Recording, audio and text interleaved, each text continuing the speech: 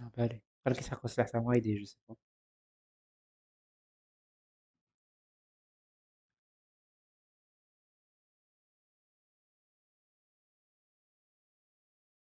Hello. Use the dock menu.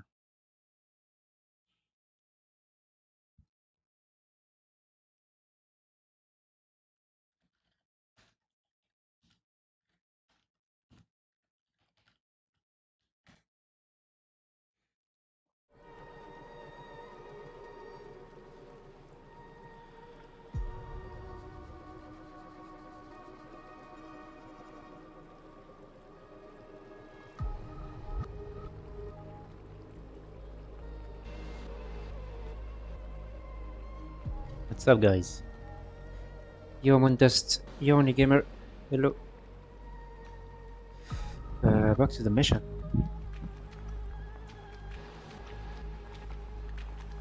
Continue the immersive theater. There.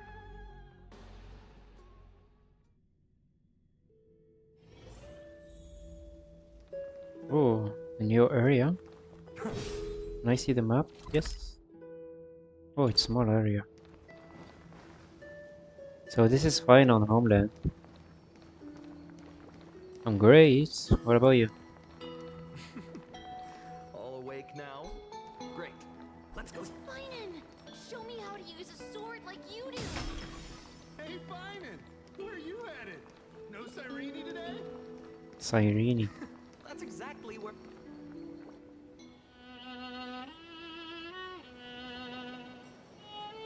Phainon beats Phainon, yeah.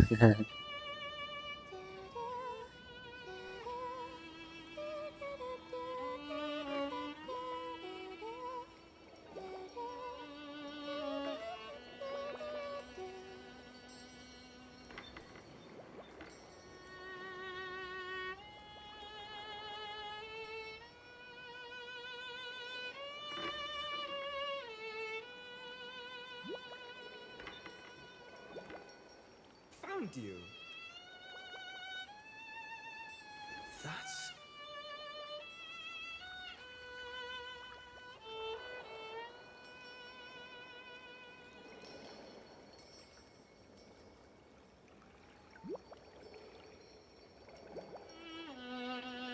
Goodness, look at you rushing about. You've got the poor swing all startled. Hmm?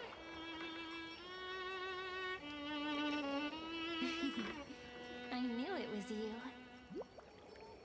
Something wrong? What do you see? Oh, nothing much. Just suddenly felt a strange connection. Look at you, leaves in your hair. Were you sleeping in a tree again? Or was it the wheat fields this time? At least brush yourself off before wandering around. Come on, I'm not a kid anymore. You're the only one who still treats me like one. Sure. You may have the height advantage, but when it comes to maturity, I'm leagues ahead of you. Still fantasizing about being in heroic adventures and imagining yourself as one of the characters? That's the kind of thing kids do, not grown-ups. Don't you agree? And since you're playing along with his antics, who are you pretending to be today?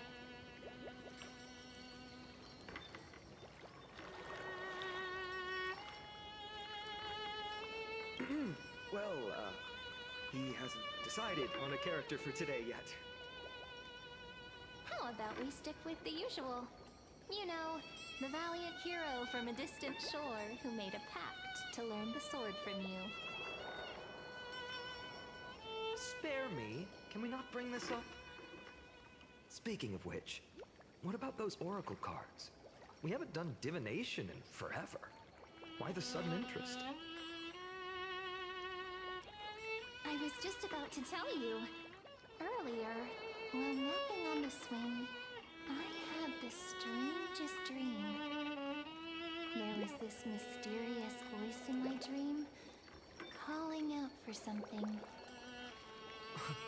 Wait, you had that dream too? Yes. You too? That would explain this lingering sense of unease. Which made me think of those old oracle cards I used to play with as a kid.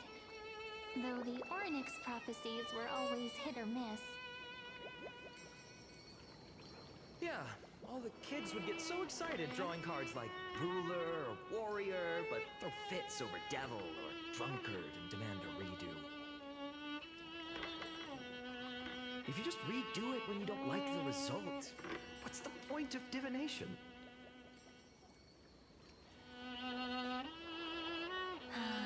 The blessing of childhood. Believing the gods might not notice our little corner of Id Silicii, willing to let our small deceits slide. Still, fate is absolute. After all, we never really know just how far into the future the prophecy extends. Anyway, let's go to our old secret base and look for those oracle cards. Now, where did we hide those? I can think of a few spots. Let's go check it out. In a village this size, I bet all our childhood treasures are exactly where we hid them. Mm-hmm. Time must be keeping them safe for us.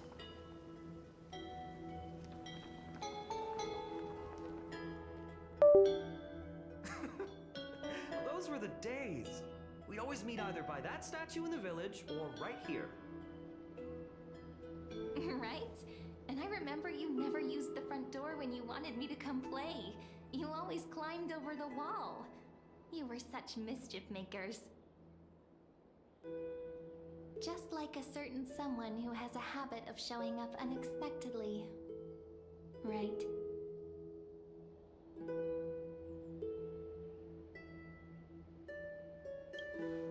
Oh, giving me the silent treatment?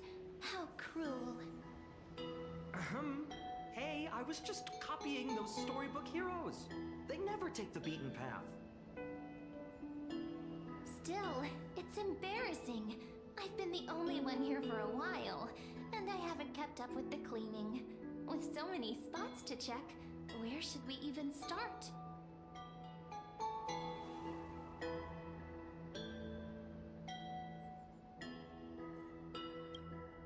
Come to think of it, I haven't checked the roof in forever. Worth a shot, right?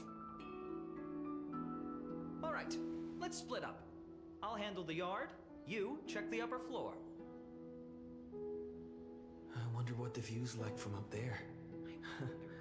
Worth checking out?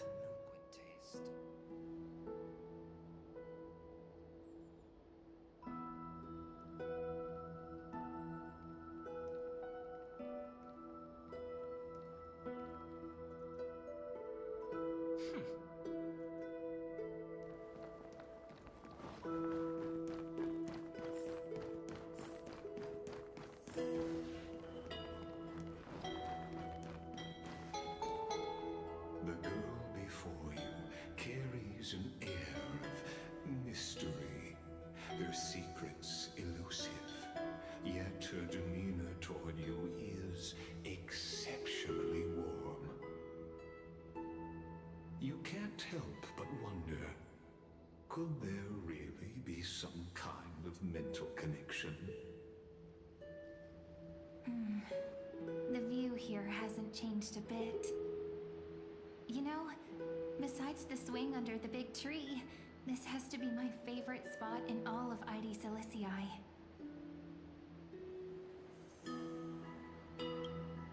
You can't help but want to hum one of those old songs we used to sing. Why do leaves and branches grow? Which way does the wind blow?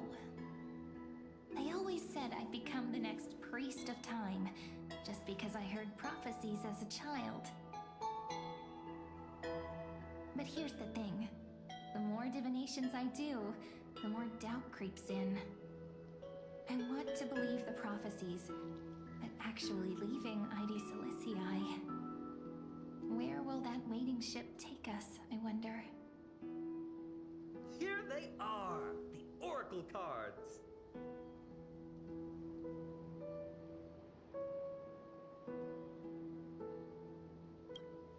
I've captured it all in my heart.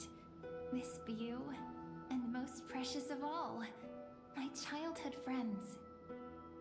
There we go. Looks like the gods do listen to our thoughts. Here it is! This is the box where we kept the cards. But the cards are gone. Who could have taken them? Huh? What's this underneath?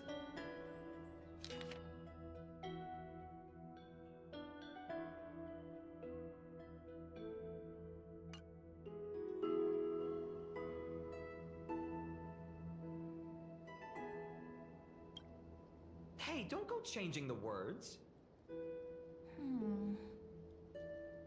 I see now. Those sneaky little ones. So that's what they've been up to. The ones from Membran's Maze, you mean? Yep. Let's head to the back of the courtyard. Always the best option for the traveler. Oh, no.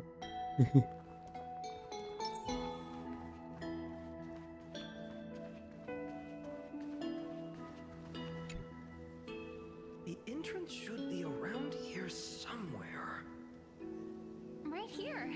The path to the maze is hidden under all these weeds. It's been too long since we visited the fairies. Did you forget? We used to visit them all the time when we were little. All right, let's do this. These weeds need to go.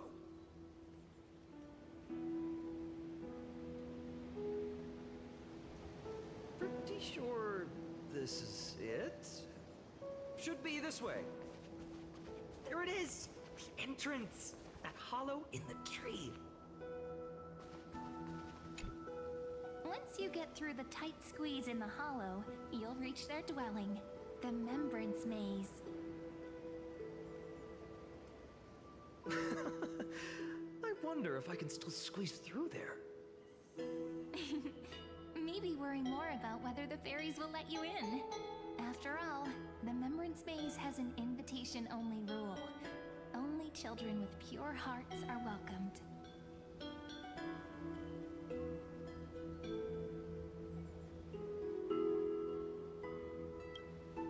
Lead the way then, partner. Regardless, how about we try getting through the hollow first?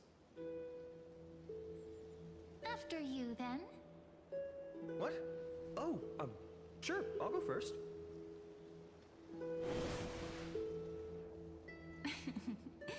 So hasty, as always.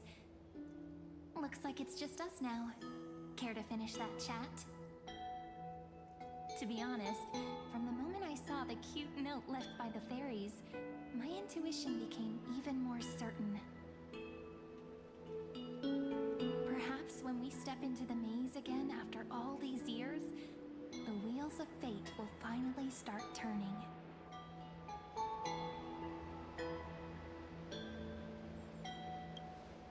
Oh, just a girl's intuition.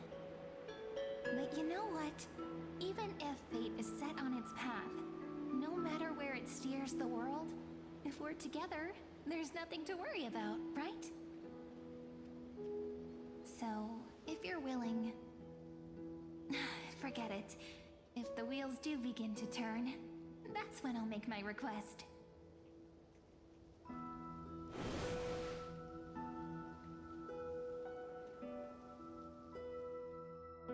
I made it! Oh, that wasn't easy. I can't remember the last time I came here. We were still... Wait a minute. Are you? Look who it is! Rini and Snowy! Whoa! Look who's finally back, Memmy! Snowy, you've grown so tall and dashing. I couldn't even tell it was you at first. We had to grow up. Sometime. But look at Rini. She hasn't changed one bit. How fascinating. Perhaps I'm like you, Rayleigh Just another fairy of the maze.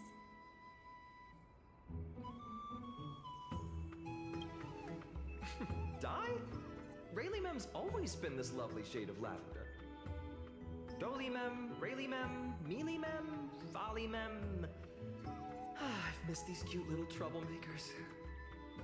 We used to gather around the fire, singing and dancing, imagining all our future journeys. Without coming back here, those memories might have faded away entirely. Oh, how could you, Snowy? You swore you wouldn't forget about us. But you were gone so long, you almost did. Oh, he's just copying those bards from his stories, being all melodramatic. He couldn't forget about you all, even if he tried. Actually, we're here for the Oracle cards. Have you seen them? Oh, the Oracle cards. Right. The chief asked us to get those. Chief, you mean Dolly-mem? What do they need the cards for? If they want a reading, they could just ask me. Oh, I'm not sure. But Chief specifically wanted to meet with you all. Let's see. They should be... That's it! This way, everyone! Watch your step. The trunk's slippery.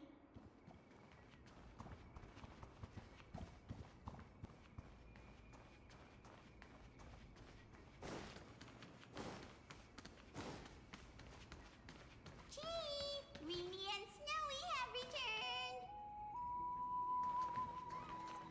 Why do leaves and branches grow? Which way does the wind blow? In Remembrance Maze depths we seek to find the answers future left behind. Welcome back, my dear children.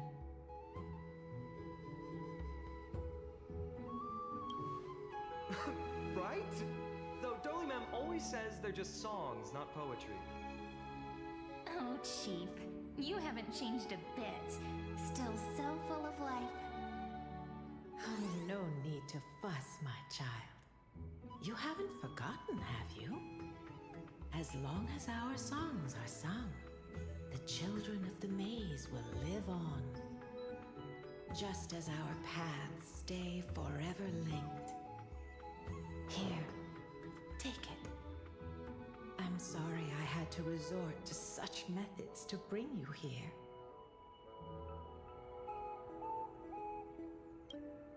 My book of oracle cards. Thank you for keeping it safe. You know, you can always just ask if you want me to divine something. Still, bringing us here like this after so long. Is something wrong, Chief? Yes. The veil of Evernight whispers to us once more. It tells of a new fairy who will soon enter the maze. Indeed, every time a new fairy arrives in the maze, it means that beyond the veil, in the vast lands, far from Ides Elysiae, a great calamity is on the horizon.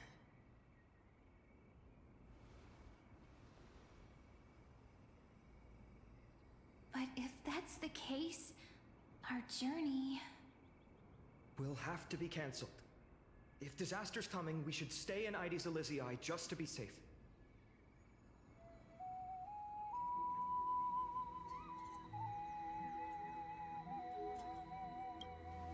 We weren't planning to be gone for long. Just enough time to hone our abilities. Phainon would train in Castrum Kremnos, while I would seek the Fate Titan's blessing in Yanisopolis.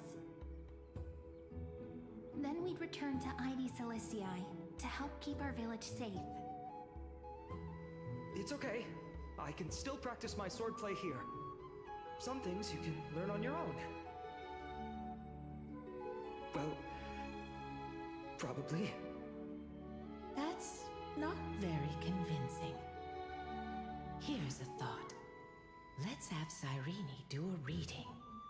If fate wishes to show us its path, we might find some peace of mind. But what if we don't like what the cards tell us?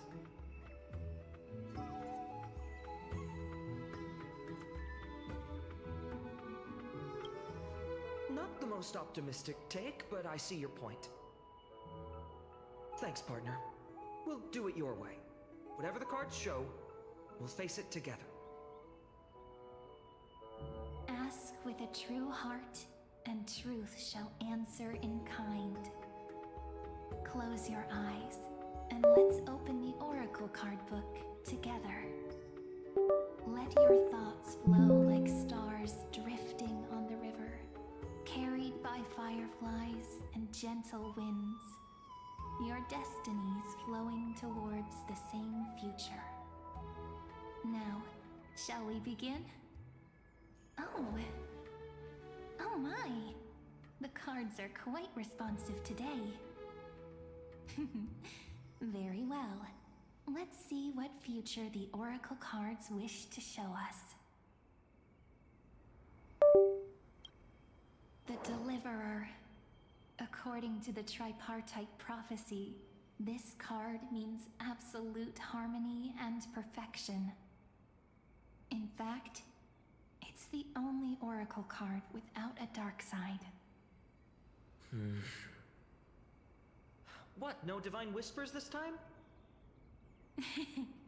Oh, silly. This is simply the card you drew for yourself. The sleepy village of Ides Elysiae, in just one fleeting moment, welcomed an array of legendary figures. The Weaver, Gatekeeper, Ruler, Traveler, Servant, Healer, and Scholar. Their stories and wishes showed the village boy glimpses of a world larger than he'd ever imagined. They brought tales of raging battles, of cities crowned in holy light, and of wonders beyond his understanding. Each story so far removed from his simple village life.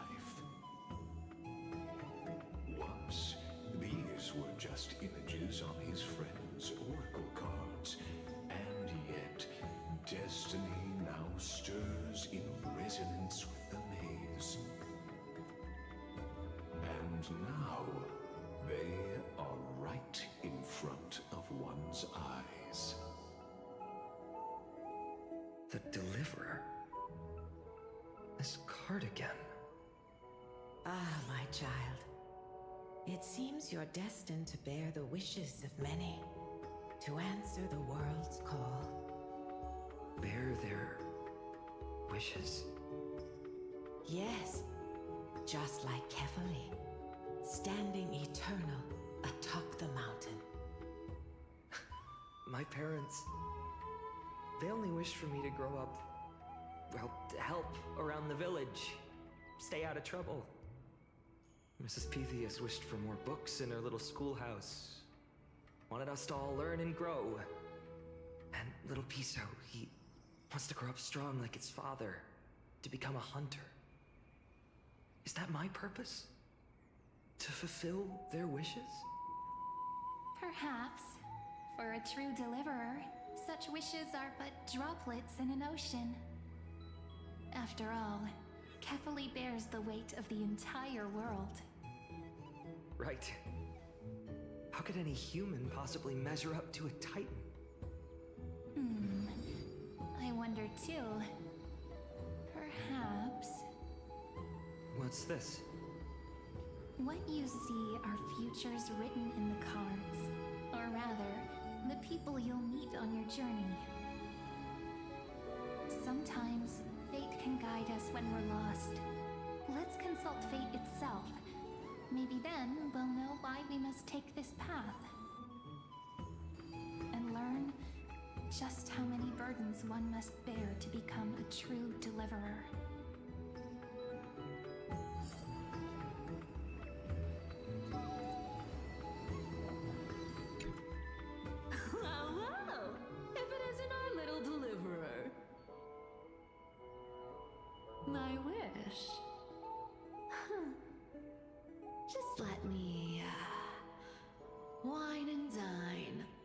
soak up the sun. For another millennium or two. I mean, what's the point of dying rich if you never lived rich? Right, Princess Homebuddy? Cypher, that's not how I see it. My one wish is to find that missing piece in my life. To feel someone's embrace once more. That warmth. I've felt it before, and it's my dearest memory. And speaking of riches, for someone with all those treasures behind your divine power, you've led a pretty cheap life. Ouch! Where did that come from? Right for the jugular, huh? What about our friend from the Grove? My wish came true before I touched the sky. I transformed my healing power into gentle sunlight, distributing it equally to every life I cherished and loved. You two are so selfless, aren't you? No surprise Aglaya wanted you for the flame chase journey. You know what? I did have one wild dream. To know what it feels like being born a noble lady, drowning in riches. Just think, if I traded places with that seamstress, me in the mansion, her on the streets. I'd like to see if she'd still become the gold weaver then. Maybe I'd even take her place.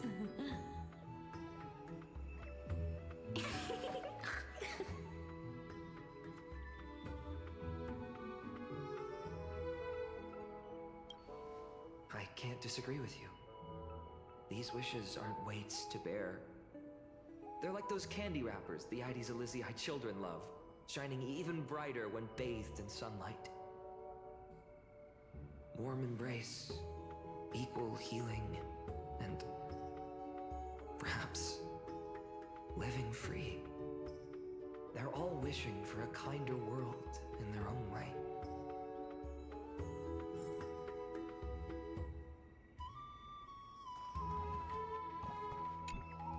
Personal wishes? I have none. Only the Aranuva matters. The world's rebirth. Yet, if I am to weave a new era, then it may be one where kindness and her cleaners shall never tread. These crawling parasites have no place in Akama, especially not under the deceitful claim of human rule. That noble lady, the way she speaks, it's like ice in my veins. That's exactly the feeling I'm getting. Teacher, perhaps you could share your wishes with us? Oh, Snowy. You want to know about our wishes now? I wish to meet Trian again, in the sea of flowers where the west wind ends. And Aggie, I want to see you shed that golden thread cocoon around your heart. Just once more. Smile at us again like that bright-eyed girl in white who stood before the Yanisopolis temple. Finally, I pray that the footsteps of lost souls no longer wander aimlessly. Instead, replaced by the bright songs of prayer. Are we wishing for too much? Well, let's say these three wishes represent Trian and Trinan too. Those wishes are truly wonderful. They even stir something deep inside me. Then we can rest easy. Because only you can make these wishes come true. Only... me? Mark these words, Snowy. See you... tomorrow.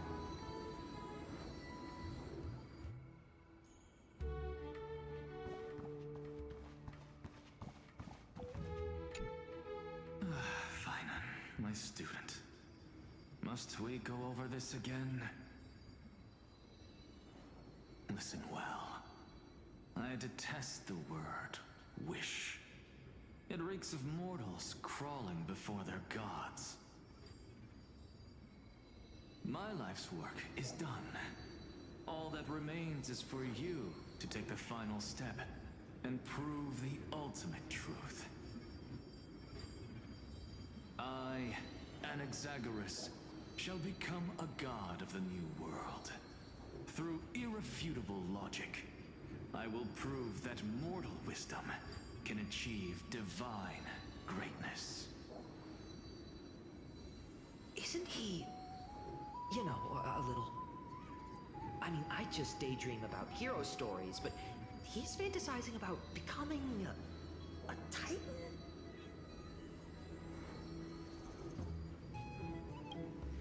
Well, that's... something. Could I ever be that sure of myself?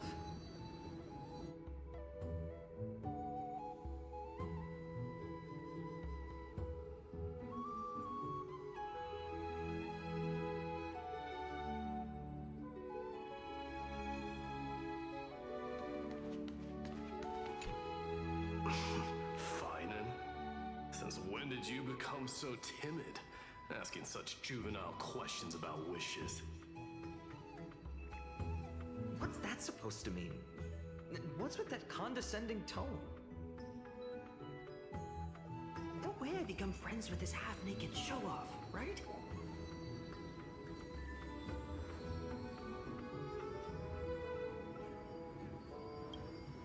Just what kind of life am I going to lead? What are you mumbling to yourself now? Whatever. The wishes of the Kremnon warriors are done, but I survived 1,000 deaths only to fall to a coward's blade. That masked flame reaver who struck from behind. Phainon, you look... Never mind. That blank look tells me you're completely lost. My wish is simple.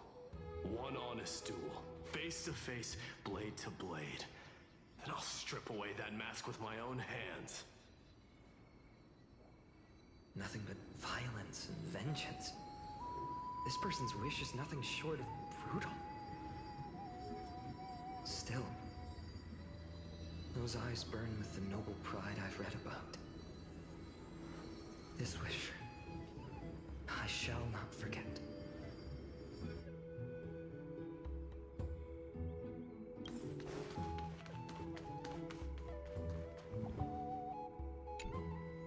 So tell me, has the uncertainty in your heart begun to fade?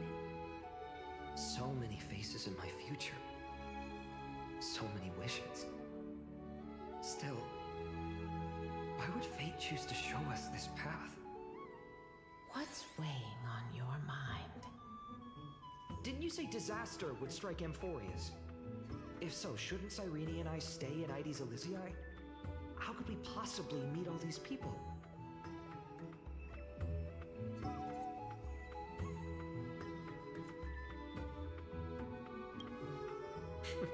That's wonderfully optimistic. I like it. Cyrene, may I have that deliverer card? Of course.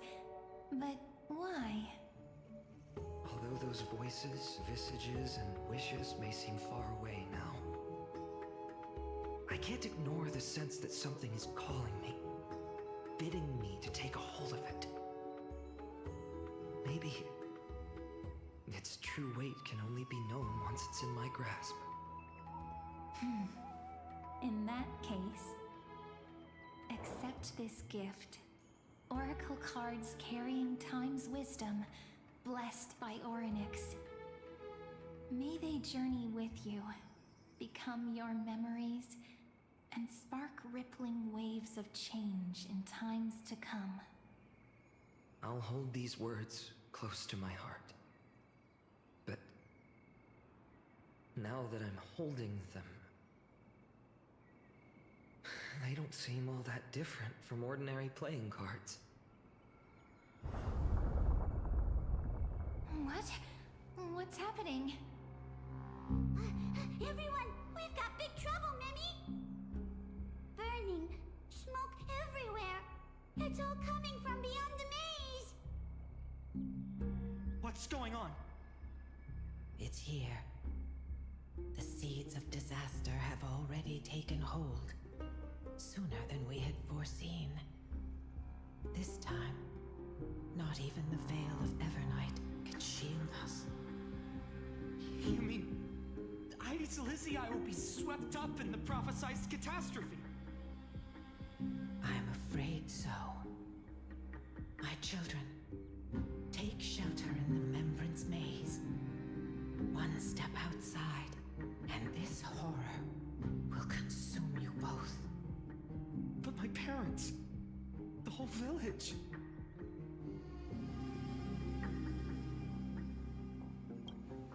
You're right. Chief, what are we truly facing? Is this the power of a Titan? This is beyond any Titan. Beyond any danger you could overcome with strategy alone. It's an unspeakable horror that twists all life into abominations that never bleed nor cry. Even Titans fall to its corruption, burning from within until only empty shells remain, knowing only death and destruction. The Black Tide. That's what this calamity truly is. It consumes all in its path, sparing none but the Membrance Maze. Not even Titans can... Yes. So please, don't leave this forgotten realm the gods abandoned. You are the first to uncover our presence, and the only two who can enter the maze. We don't wish for you to throw your lives away.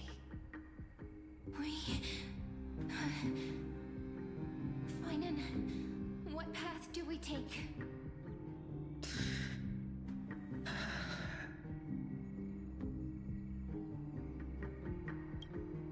I learned the sword to protect those close to me. If I run now, I'll never be worthy of lifting a blade again. Then we know what we must do. Indeed, our friend is right. We must take action. Forgive me, Chief, but Ides Elysiae needs us. And as her child, I must act. Very well. Make sure you protect yourselves. With me, Cyrene. Join us, my friend. Even without a sword, I'll take a rake. Even with the roughest steel, I'll keep our home safe. Deliverer. The card's truth extends beyond its mere literal meaning. There's another hidden layer within. Not someone perfect from the start, standing high above, casting merciful gazes upon the world. But one who starts small, from a humble village, expanding their world within step by step, learning to save others as they grow. When we were little, I told him I wished this world would never need a deliverer. Now that wish has shattered. Yet I'm glad he's chosen to walk this path. And all of this happened because shall we?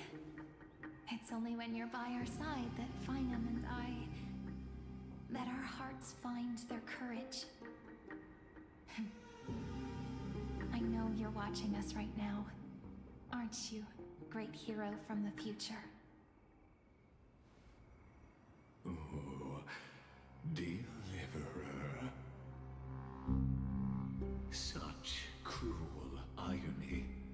Though destined to bear the world's burden, this boy can never become the hero to bring forth the dawn.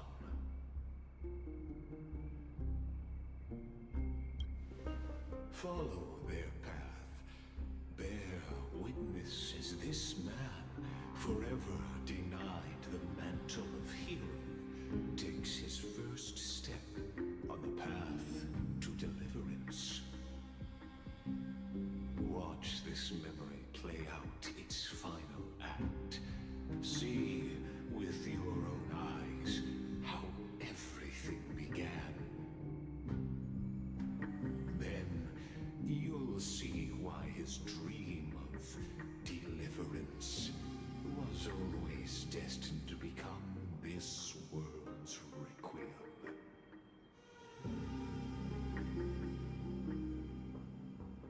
A sun red as blood, wheat fields turning to dust, and in the heart of it all, a village aflame. In that moment, the boy stood in what felt like the end of existence itself.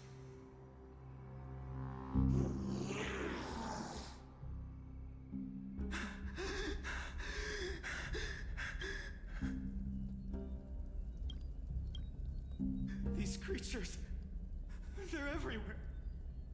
Someone, anyone, where are you?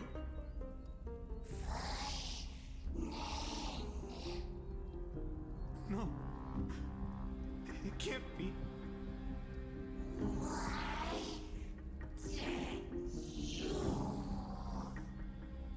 You, are you talking to me?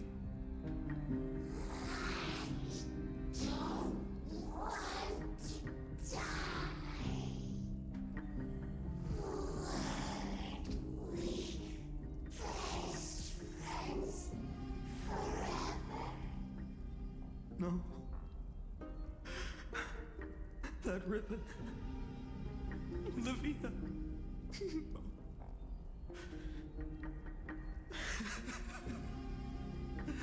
I should have known.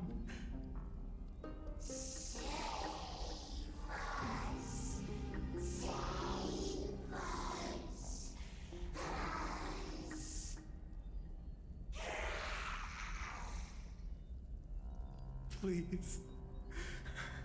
No. Stop. Please stop.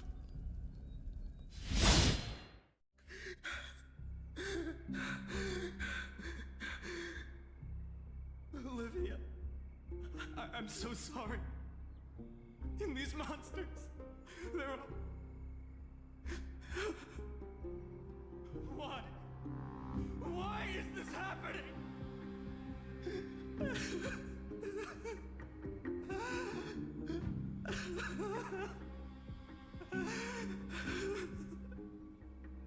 When the black tide arrived, the wavering boy found resolve in his companions, and together they ran toward their first battlefield. In the far-off future, the land of Amphorius would bear the marks of the hero's footsteps. With sword in hand, he would inscribe an eternal mark in the golden epic. And when dawn broke over scorched earth, a boy, covered in wounds, buried the dead one by one. His silence heavier than the earth he moved. His home, his past, his name, all buried beneath the the soil. His feet carried him forward, over the pillar of stone, beyond the chalice of plenty, through the deadly fogs of the hand of shadow. He wandered without direction, like a withered leaf drifting in the wind, through countless city-states. The smiling visage of the white-haired swordsman was etched into memories. Yet he did not walk without purpose. Deep in his heart, a voice always guided him forward to fulfill the wishes he had inherited, to brave peril, and to do all that was within his power to save those who needed saving. Those words his friends spoke long ago, when his journey began lingered. Protect those who must be protected. The words were few, but they gave him all the certainty he needed. That's what it means to be ordinary and choose to be more. Onward he walked, until the call of the flame chase journey thundered across the land. In the vision painted by prophecy, humanity would triumph over the gods, seize the core flames, and ignite a new dawn for Amphorius. Yet losses are a constant on the flame chase journey, where life too seems as small as a speck of dust. Only one who treats the world as their teacher can bear its eventual destiny. Are you prepared for such teachings? The voice within spoke, and he answered softly. No matter. My existence is of no consequence. When the gold weaver called, he answered, traveling to the holy city. There the elders met his warrior's spirit, with nothing but scorn, condemning him to the barracks in derision. No one saw it coming, not the world, not even him. Yet, this nameless recruit stood at the gates of legend. And there, at last, he found the ones who would walk his path right beside him.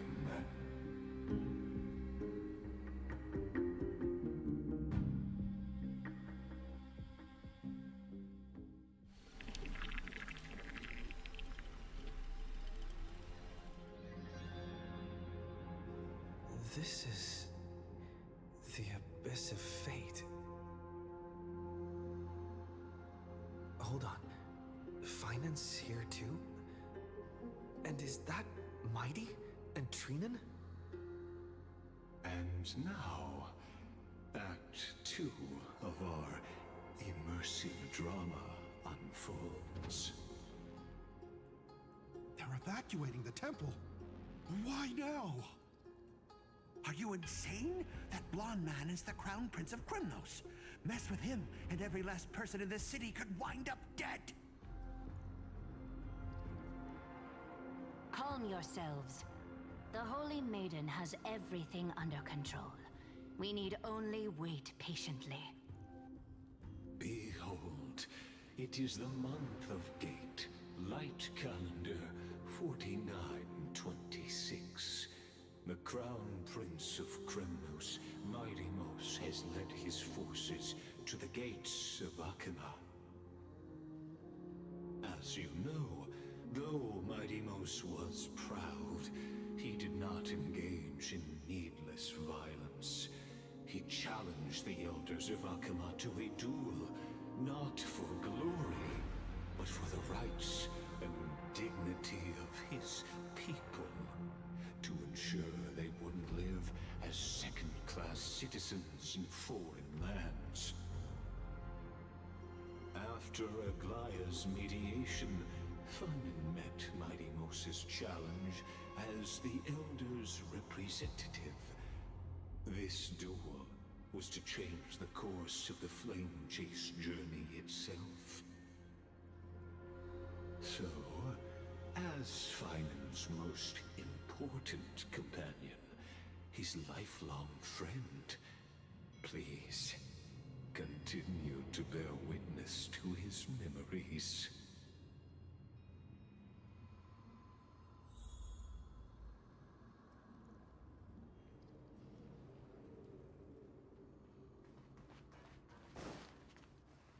Is this your idea of an honorable duel? Bloodshed isn't the way. We and Aggie don't want to see Chrysoceres turn on each other. True warriors know when to sheathe their blades. The impartial Talantan shall oversee this duel. You need only place your offerings upon their scales. Something that has more weight than the fate of the world. Which means only those who understand the world's weight are worthy to carry it. Is this how you plan to test our convictions?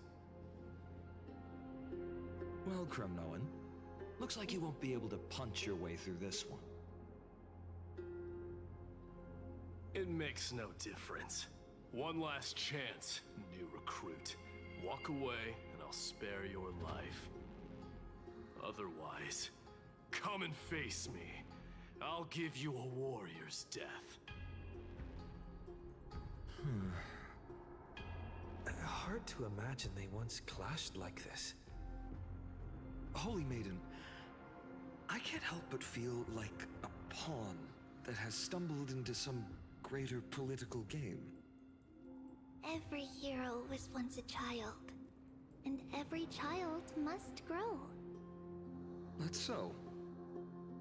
I don't even know why I'm standing here right now. Look at me. Just a common soldier. Since swordsmanship won't decide the winner, Lady Goldweaver should be here instead. My devotion to the Holy City could never compare to hers.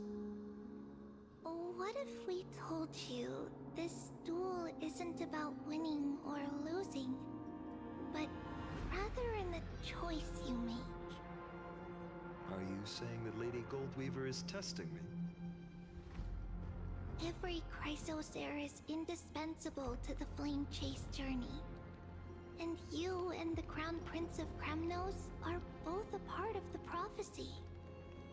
What the duel marks is not an ending, but a beginning. So, listen to your heart. We wish only to hear your answer. True enough. The voice within has never failed me. It doesn't matter what the result is. I'll give it everything I have. Spoken like a Chrysocer.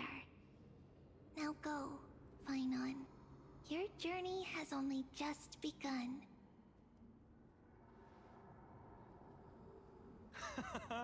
That's right, comrade. It's time for us to teach that proud prince a lesson together.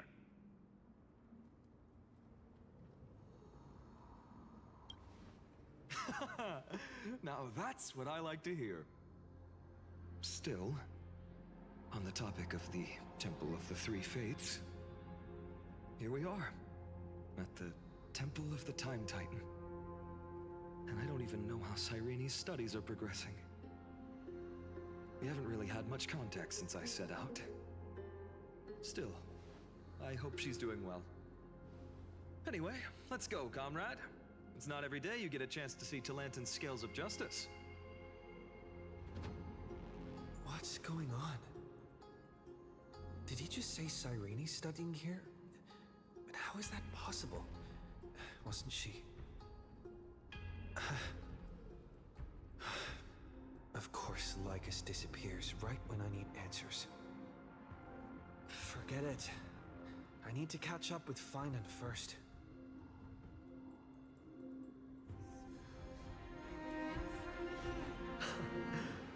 Amazing! Talanton may have fallen, but their scales remain true to their purpose.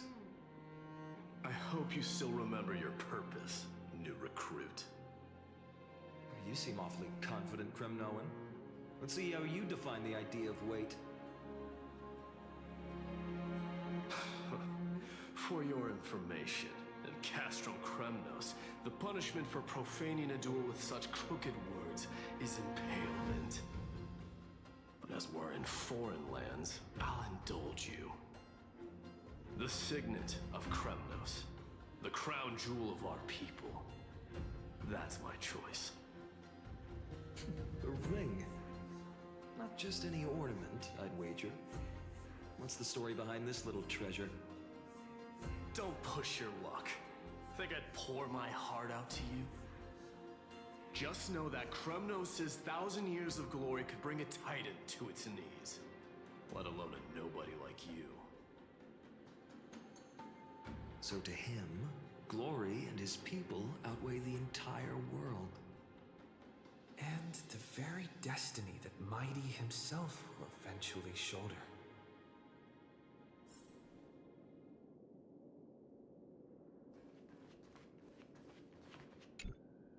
Now this is a tough one. What can I possibly offer against a ring that signifies so much? Well, comrade, what does your gut tell you?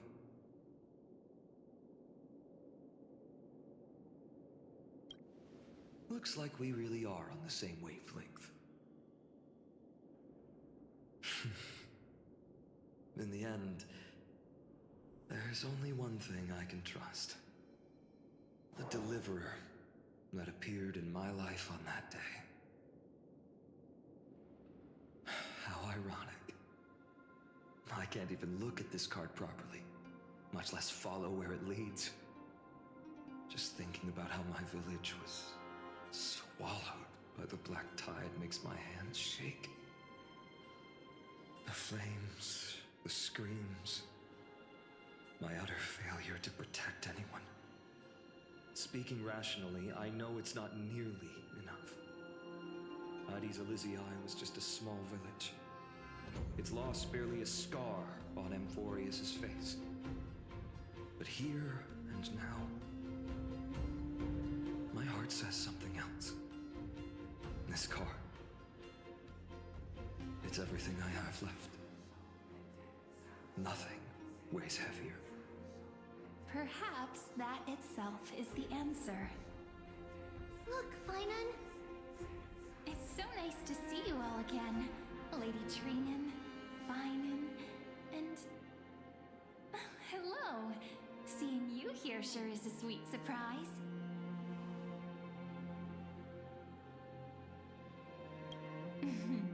Why so surprised?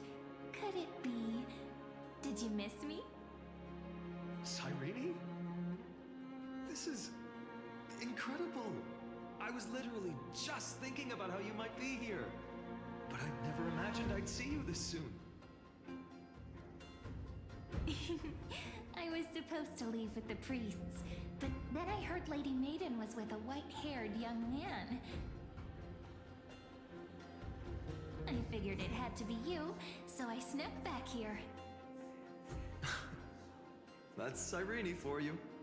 Unfortunately, this isn't a good time for reminiscing. That Kremnoan over there. Still playing house, boy? You get the idea. Quite the hothead. You know, you two just might get along. Don't worry, you already know what the answer is, don't you? If that's your choice, I am with you. I am with you because I remember it all too. The fields of Addis Elysiae, those red leaves, that little swing of mine beneath the tree where I dreamed the sweetest dreams. And those dear fairies in the Membrance Maze. It hurts so much knowing they're gone forever. The pain speaks for itself. Our hometown may have been just a tiny village, but to us, it was the whole world. But that's not enough, Phainon. Not nearly enough. Even though hatred can help people grow and turn a boy into an unbreakable warrior, what you need now is victory. You can't just stack the scales with your past suffering. You have to throw the weight of your future onto them as well. The future? What do you mean? Maybe that was a bit too cryptic for you, but it's actually really simple. Why not have our mutual friend here stand on the scales with the Deliverer? How about it? Can you help us? Relax. Our dear Crown Prince won't have a clue. Let's try that. The fate of Akuma hangs on this duel. I must claim victory, for their sake. I will stake everything I have. Stand with me, comrade, and we shall become heroes. Let's. Together we'll prove that what weighs more than the fate of the world is the resolve to shoulder an immutable past and carry it into the future. Talantin, the fair, the just, they of unassailable integrity. The challengers have made their choices. In the name of the Holy Maiden of the Three Fates, lower your scales, weigh destiny, and reveal unto us your verdict. Your offering is a card? Yes, a flimsy little card. That is my choice. Just know that it's called the Deliverer. Interesting. Very well. If you can beat me with this card, then that's what I'll call you from now on. It's a deal. The scales, they're wavering. Talantin is deliberating on the outcome. It appears the convictions of both sides are equally matched.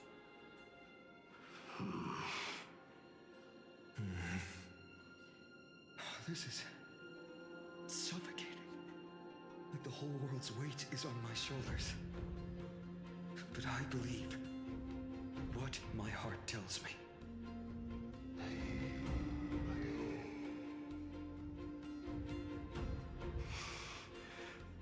Finally decided? Hear thee, children of humanity. I shall pronounce judgment, for the difference is now clear.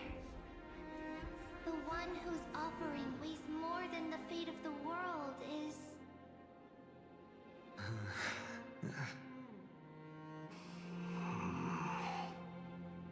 one from Ides Elysiae, the nameless hero.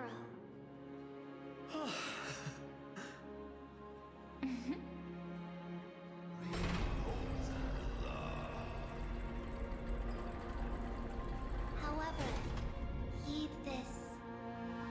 The true weight of conviction originates not from itself, but rather in that which tips the scales. Hope itself. What's that supposed to mean?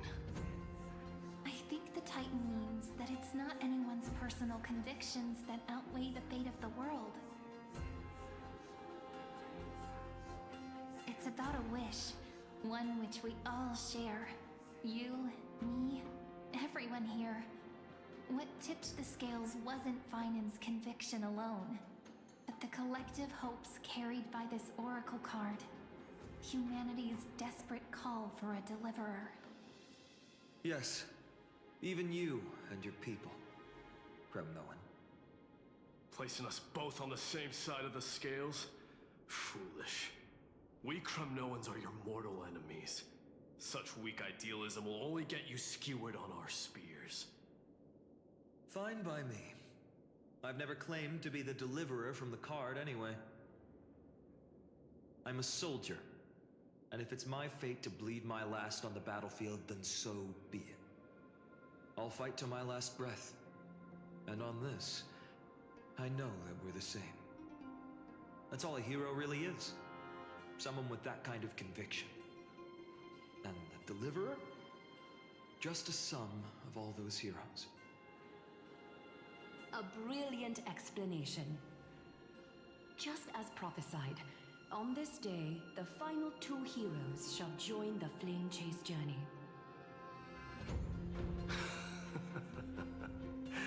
I should have known from the start. They all say Lady Goldweaver is quite brazen, but you're the first to even imagine that prophecies could persuade a Kremnos warrior. Oh, I have 1,000 ways to tame a lion. But this lion didn't come here for bloodshed, did he? The Kremnoans far outmatch Occam's forces, yet we haven't lost a single soul. That's no accident, is it? Do you honestly think Kremnoans, renowned for our love of battle, would show mercy? Your forces are equally renowned for their iron discipline. And so, we can only assume that this is on your orders. Perhaps Akama isn't as hidebound as the rumors say. You grasp the true marrow of power more clearly than those elders. Now that the wheels of fate are turning, what finer way to celebrate this fortuitous encounter than a feast? Follow me, brave Outlanders. Heroes of this world are as countless as the stars. And at this moment, we find ourselves gathered here by the light of the flames of the long night. History shall remember this moment. The prophesied Chrysos heirs now stand assembled, heralding a new dawn for Amphorius.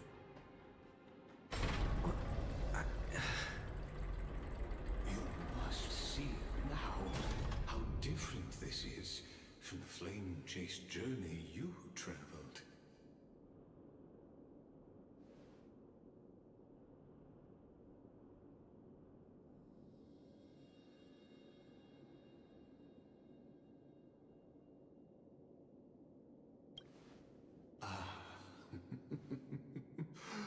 Who?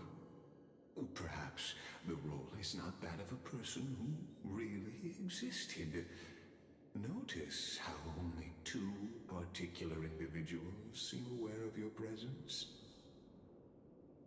Patience. We're approaching the final act. These are, as I mentioned, his first memories. They are of particular importance for the imminent Era Nova.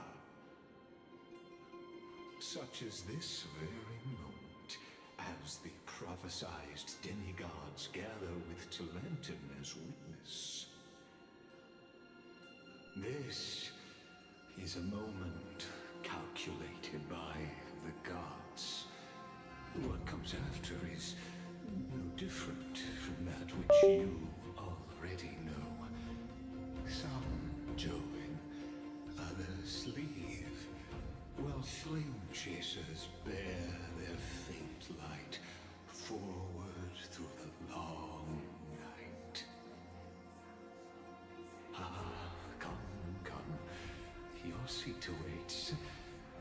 After 13 heartbeats.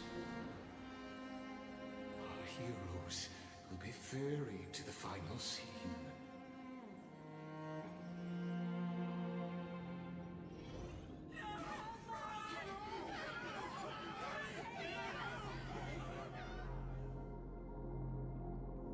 They say that the heroes of this world should be as countless as the stars. Yet now, we're the only ones left standing. So, still swallowed everything. The West stands protected by mighty Scrumnomans. It will hold for the time being. Professor Anexa deployed wards in the north and east before. Their effectiveness is untested, but I believe in him. And Akuma. We needn't fear for Aglaya. Even in death, she counts as the greatest among demigods. Her threads of romance weave an impenetrable shield, and the people answer her call, rallying to the city's defense. Let's move. Cavalry has given their core flame. We must complete the Era Nova before the next entry hour. For Amphorius. That only leaves 3 hours. So, this is the last time we'll see her. Phainon, we set out on this journey to answer the world's desire, didn't we? That's what it means to be a Chrysosaur. So has it always been. Then why? Why must Amphorius' wishes be so cruel? We made the best choices we could, whenever we could. But in the end, the prophecy that led us, this black tide swallowing everything. Why does it look like this?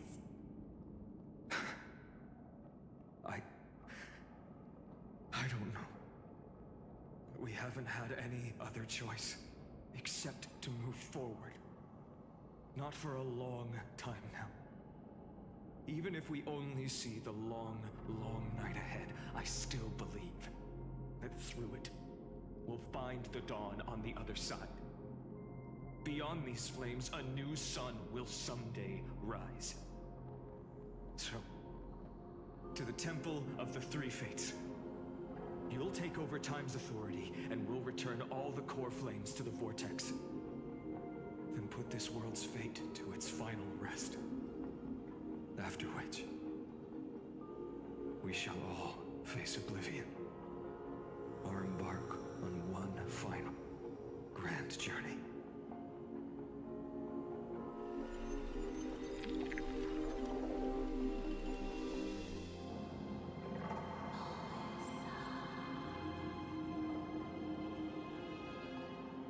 Please forgive us for disturbing your sleep, Ornyx. It matters not. I know fate has run its course. The Black Tide has reached Akuma. Amphorius does not have much time left. It is time for the Era Nova. As agreed, I shall present the core flame of tide. Ride the river of time. It will guard your passage to the vortex of Genesis. Step through and witness.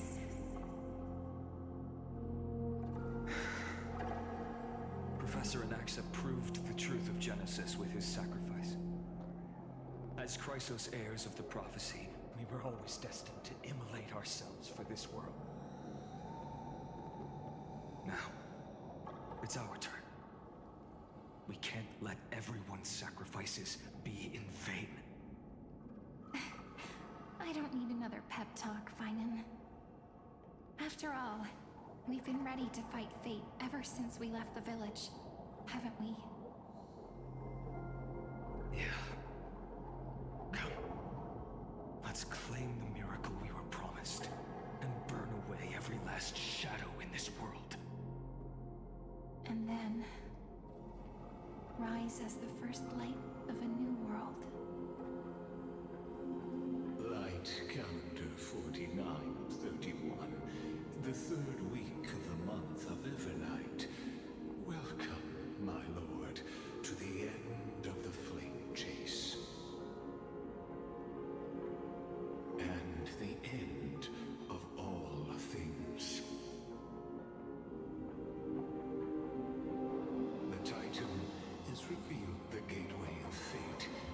Please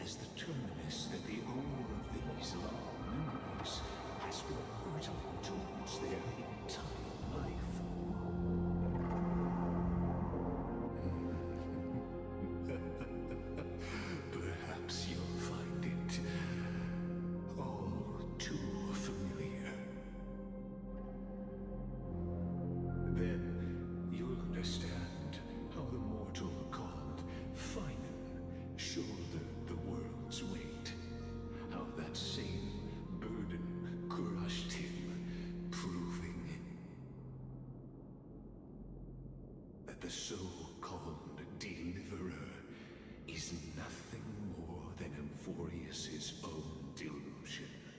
A pitiful fantasy that it could defy fate's decree. Please, esteemed one, the answers you seek lie in these non-existent times.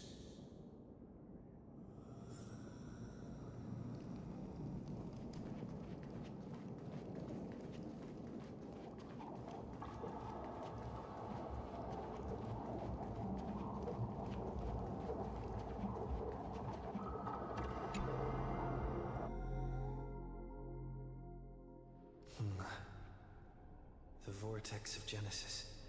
So it is here. But... just what is this? Life's but a walking shadow, a poor player that struts and frets his hour upon the stage, and then is heard no more. It is a tale told by an idiot, full of sound and fury, signifying nothing. The vortex of Genesis, where the world begins and ends. What stage could be more befitting of our final act? Come, I beseech you onward, buoyed by your surging curiosity. As an unattainable existence that has dwelled within his heart, beyond his reach, you have accompanied him through the march of years uncounted. You naturally have the right to view the river of time in its fullness, and to witness what he welcomed upon his arrival here. Every absurd and tragic ending. Now, if you would. My journey to the area. Enough talk.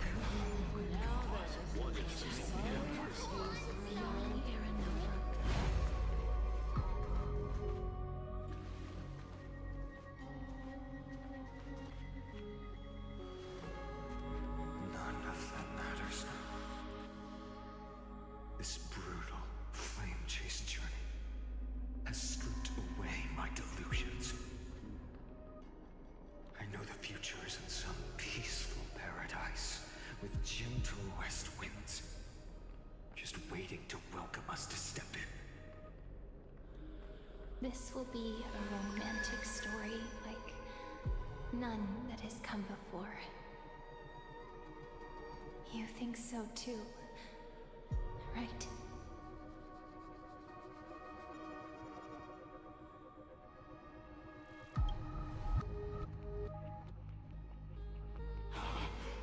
Indeed, in his memories, such a scene replays over and over. Though the details may differ, this remains ever the same. All shall bid farewell to one, and that person alone will witness the miracle. A total of 33,550,335 times.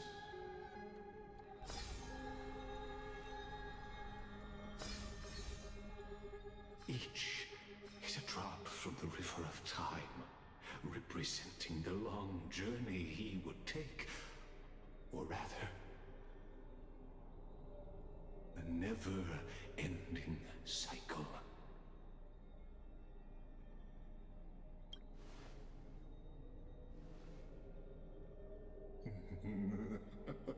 Just putting it in terms that might be easier for you to understand.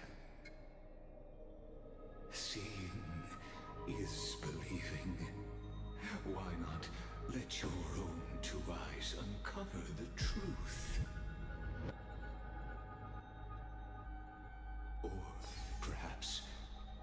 can simply walk straight to the final truth. See the true face of the character you play, and witness the ultimate nature of the Chrysos heirs. Flame chase journey, and the cycles of Euphorius. Please, take your time. Look around as much as you wish.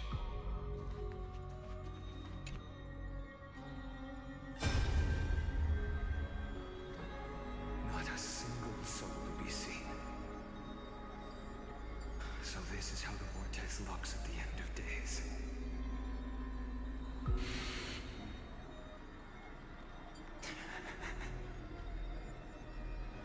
Looks like I've got company after all.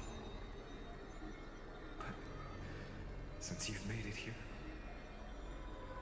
So, in the end you succeeded.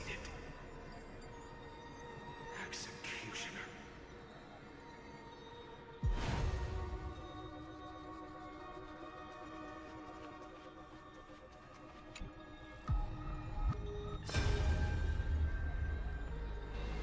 Castles, didn't you?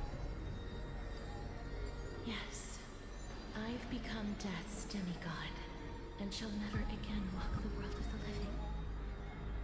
What you see is the surging of the river of souls, brought on by the countless dead feeding it in these dark times. They cry out.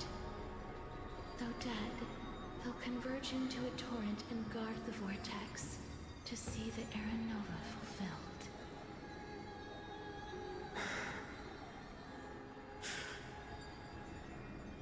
I will take all the wishes of the departed with me. Please, everyone, fight with me to the very last. I hear them. The dead hail you. They're prepared. Go on, Deliverer. We'll keep that executioner in our shadows. The path before you leads to light and eternal flames.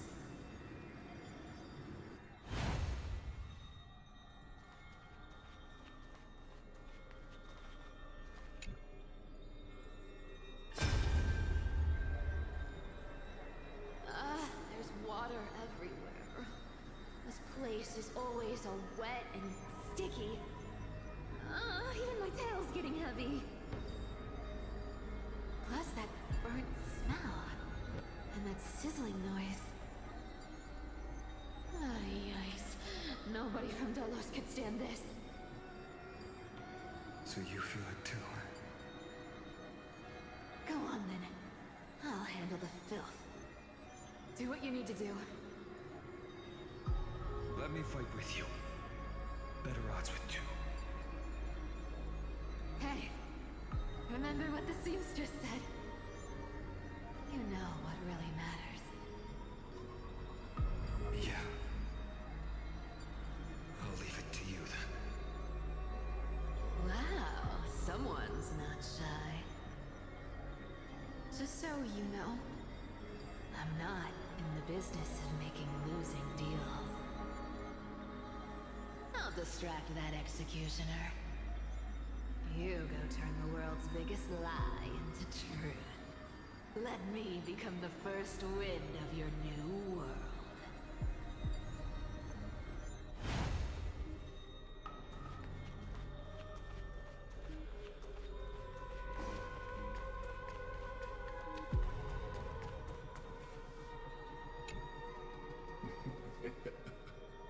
You really think you're prepared? Allow me to give you a warning most earnest. Once you see what these memories hide, the world's course will be forever irreversible. Ah, very well. As you have made up your mind, let us bear witness together. As the sole audience of this eternal theater, I have been rapturously awaiting your arrival, and this, too, is the very reason I must show you everything. I believe that since you've bathed in that Eon's gaze, you can make Amphorius's frozen fate flow once again.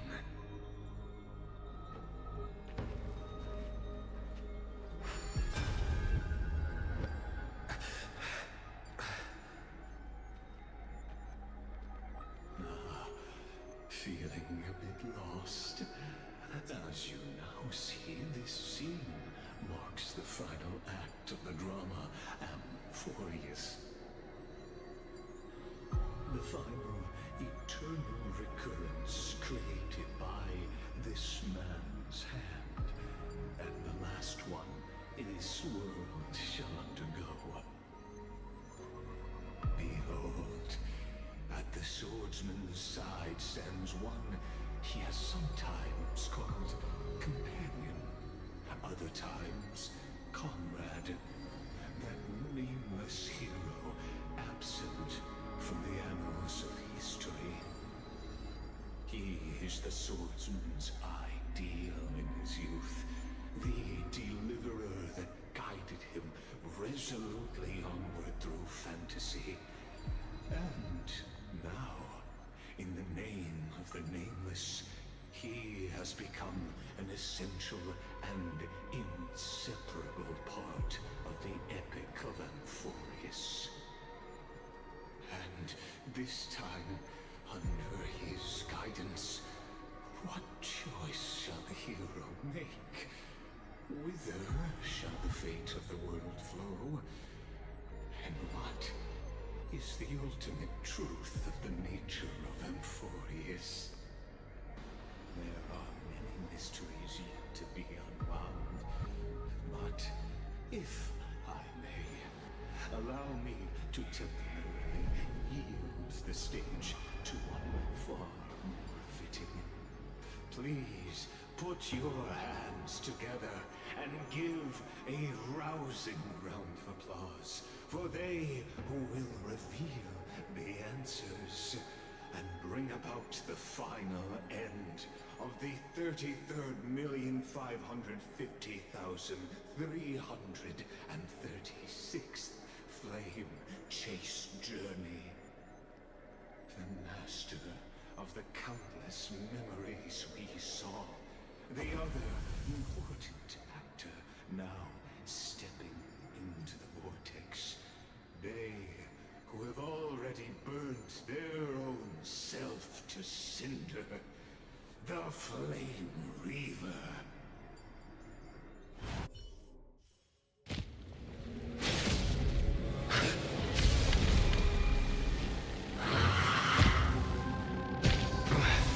So, in the end, you succeed in execution.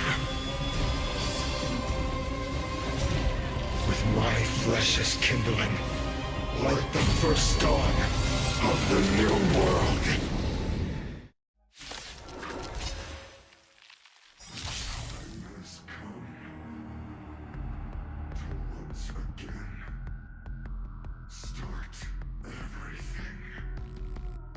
Let's try it this other way.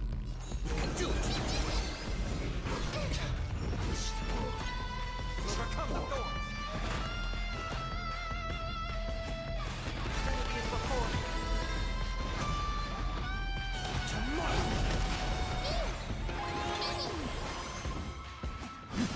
This battle is unavoidable. We've entered the storm.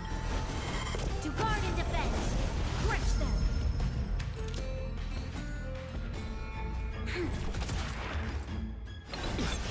Trust me. We will do anything! Lend me your strength! Future will come!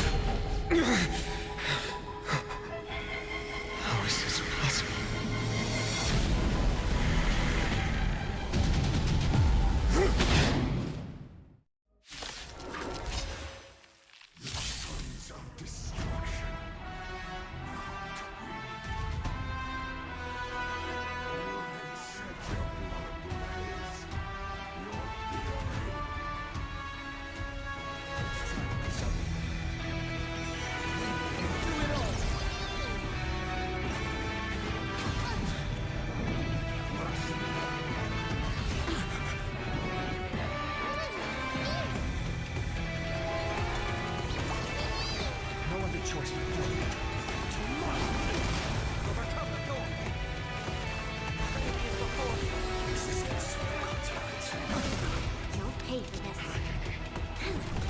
We've entered the storm. To guard and defend! Crush them!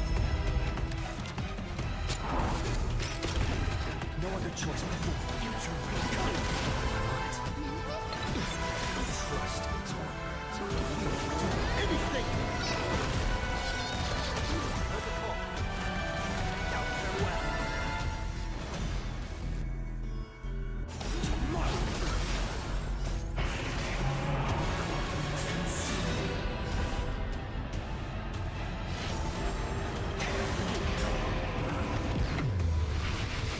My fury suffered.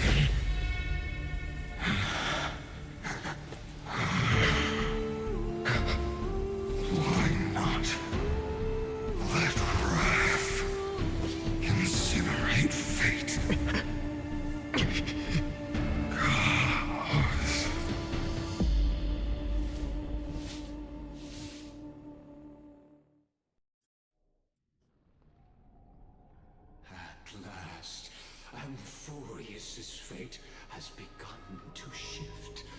Just as I foretold, your arrival will change everything.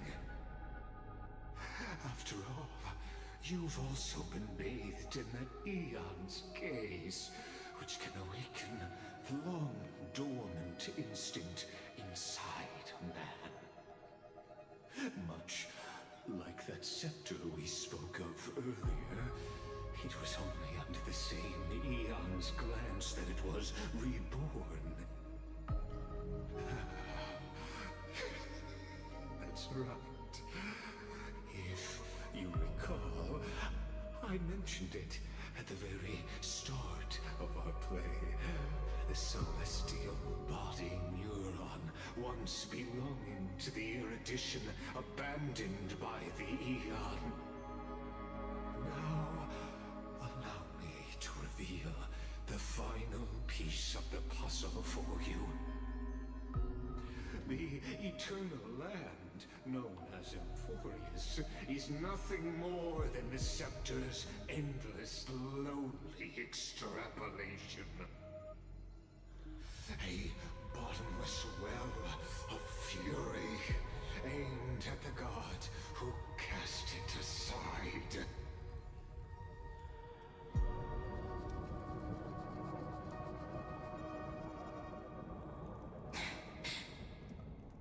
Phainon, we set out on this journey to answer the world's desire, didn't we? That's what it means to be a Chrysosaur. So has it always been. Then why? Why must Amphorius's wishes be so cruel?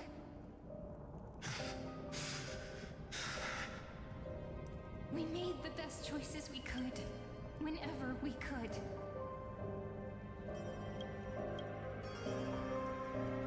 But in the end, the prophecy that led us, this black tide swallowing everything. Why does it look like this?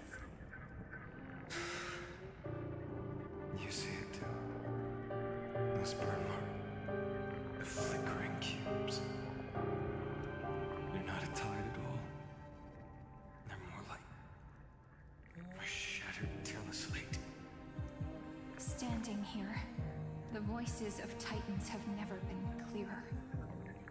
Turns out, they were coming from the Black Tide all along.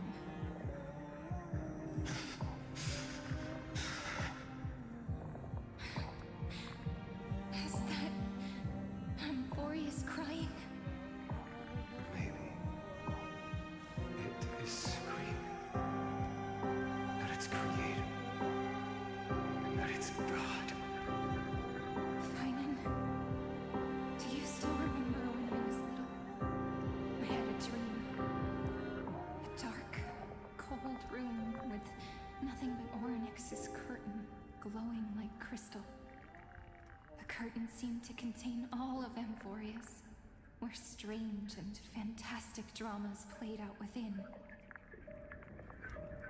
There were countless versions of us, from countless different worlds. Perhaps it wasn't a dream. Yeah. As I gaze out at the world before me, those sorrowful thoughts have become reality. So, this is the reason the sky was sealed. Amphorius is merely a larger ID Silicii. We are just characters in this tiny world, following the prophecy, stepping onto the same journey over and over. What then is this so-called Era Nova? And what are the spectators watching all of this truly hoping for?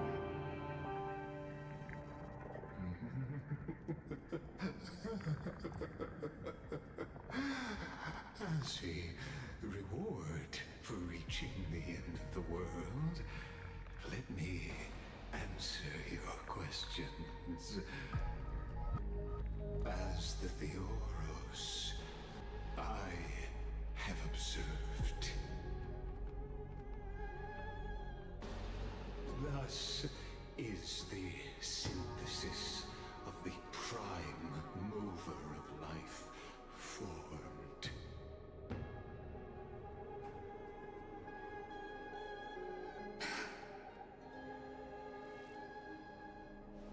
This is a moment the universe will remember.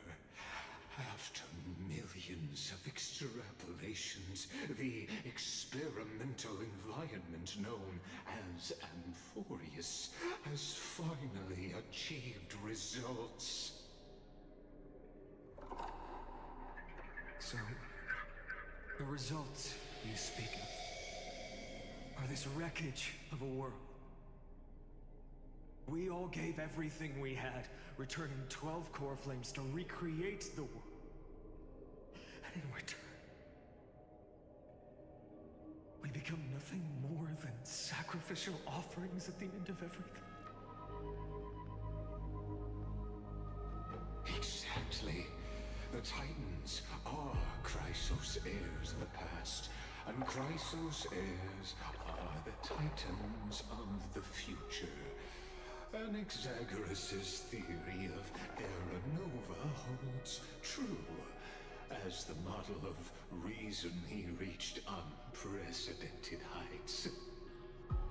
But from just the perspective of a player in the drama, he could never fully uncover the last layer of truth.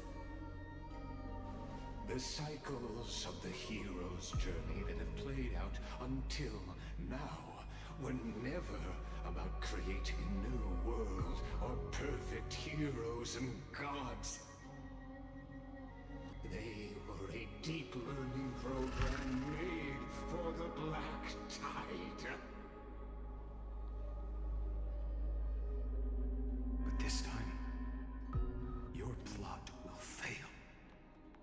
I've taken Cavalry's core flame, and when the dawn of the new world arrives, its light will burn away all the darkness.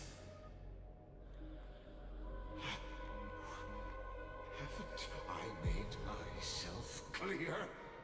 The Chrysos heirs and Titans were merely byproducts of the experiment.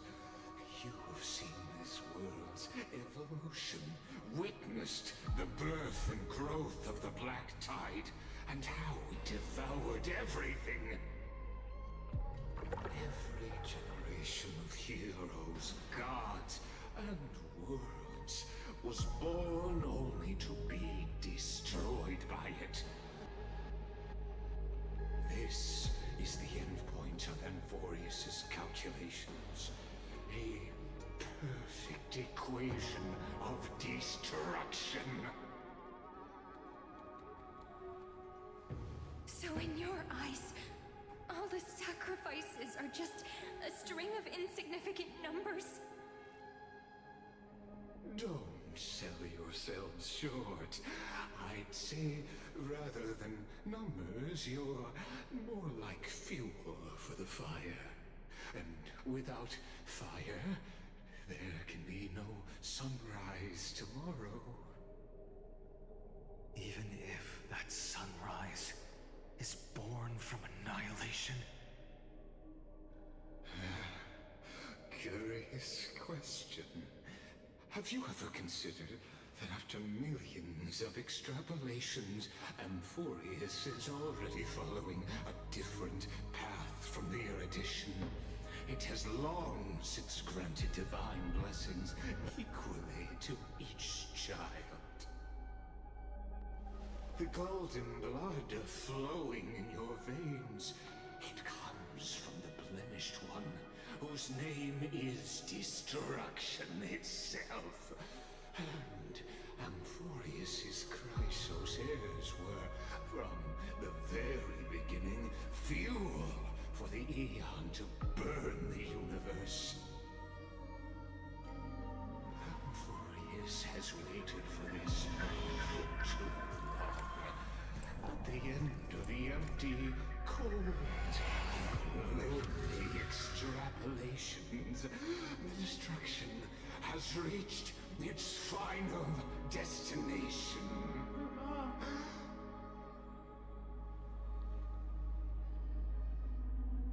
Nikos 496. Philia 093. No need to feel regret. This generation of Chrysos heirs is the most outstanding model, and you two are the final factors. For you, the Era Nova is no lie.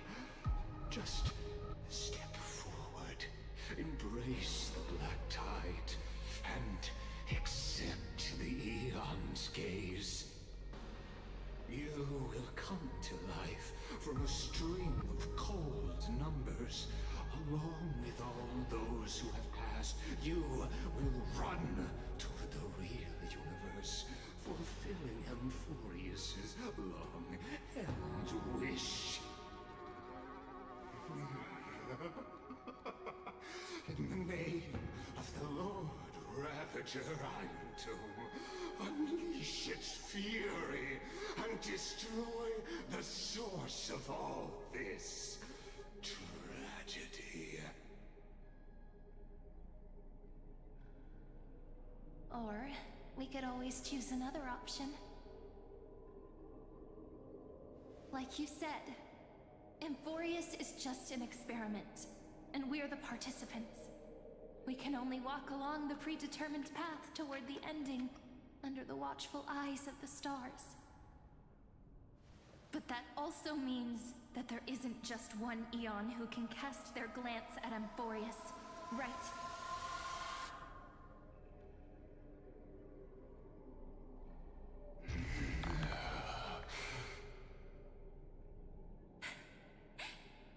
Is this question really that hard to answer?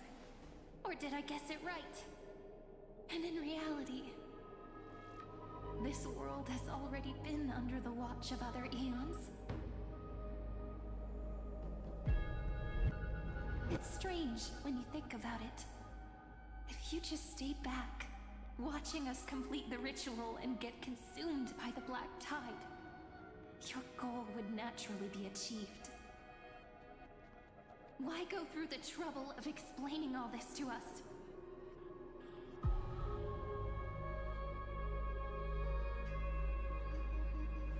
pretending.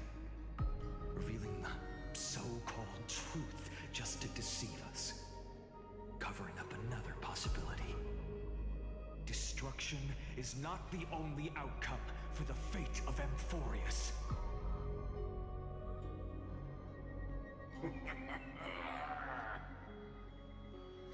Do you two really think, as petty little demigods, you can change the outcome written by the stars?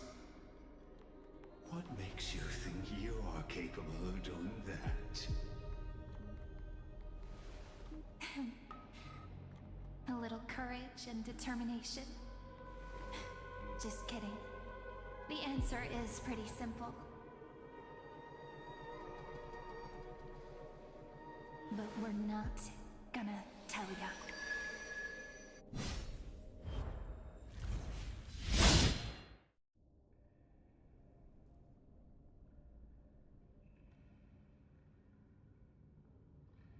We're going to weave a long dream for Amphorius, making it believe the experiment hasn't ended, that everything is still ongoing.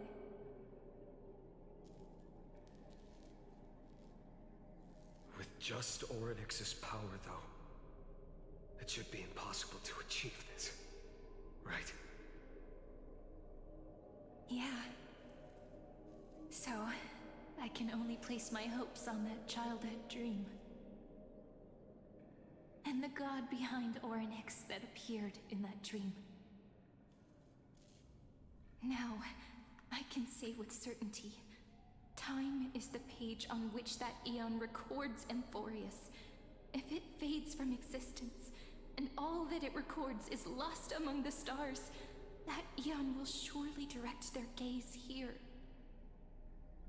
And it will be a glance that spans time and space, granting each incarnation of me the power to reset time, imbuing my soul into this ceremonial blade, and creating an endless flame-chased journey.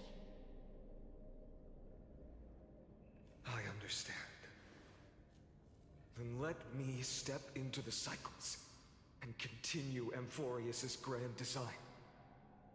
To deceive the gods, deceive the world itself. But to make time vanish from this world, that would mean you.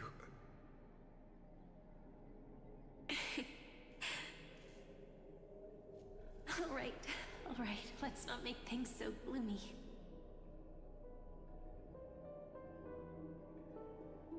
What we're about to embark on is the true hero's journey, so... Come on, cheer up a bit, okay?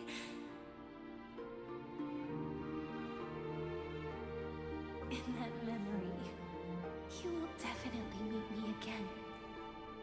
A little Cyrene who knew nothing, lying on a soft patch of grass, feeling the light breeze, dreaming of the distant world.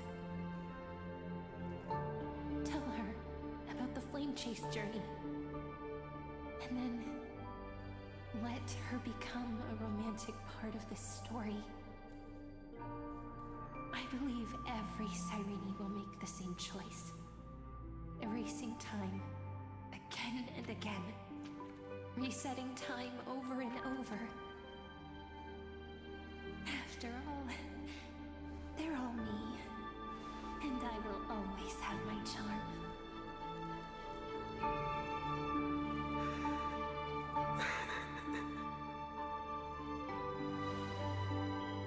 Then, I'll fall into a sweet dream, disappearing in some small corner of the world. Quietly, waiting for the day when that next page is turned.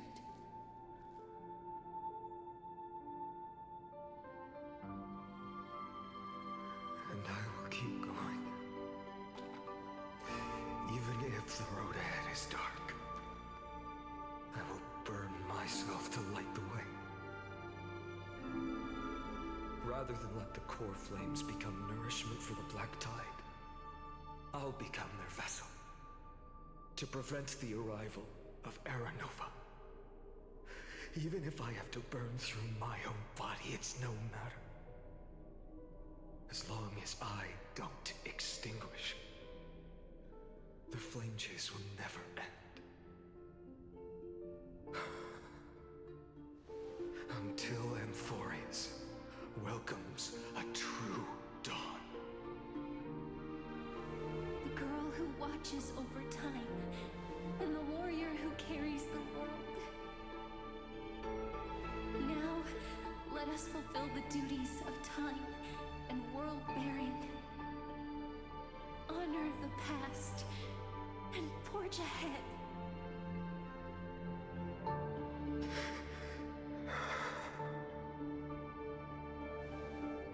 I promise you, the pain will pass in the blink of an eye. You need to hold tight to this ceremonial blade. After I'm gone, it will take you back to the beginning of time. The start of a new story.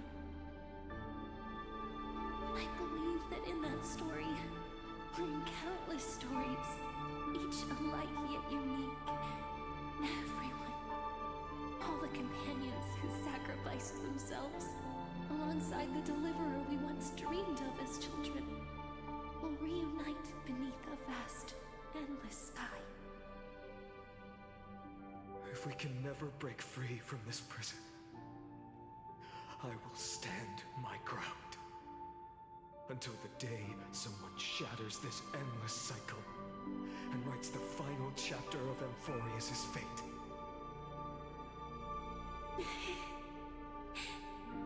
So, let's set out. We will be the ones to start everything. Carry the primordial chaos, just as your name suggests, and bear this world we hold so dear.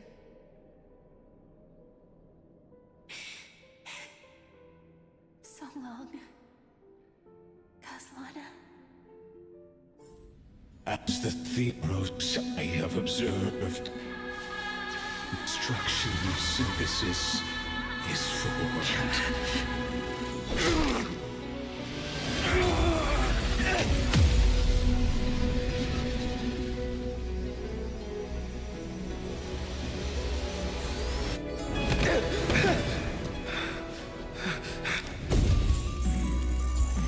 I will wait for that day, for as long as it takes. The day will come to remember this eternal and follows in our footprint to write the ending of what ever was.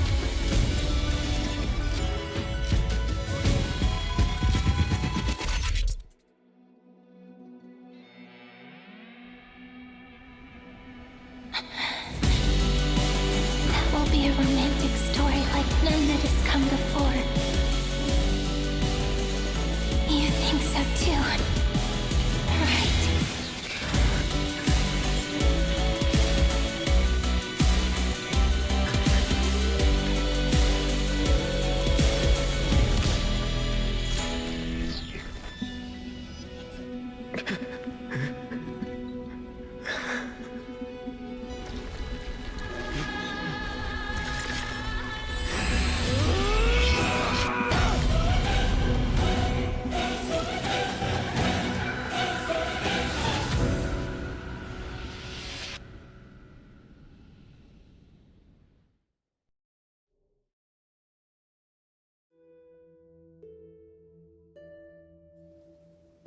The world is collapsing, and the people are crying. We too must part ways here.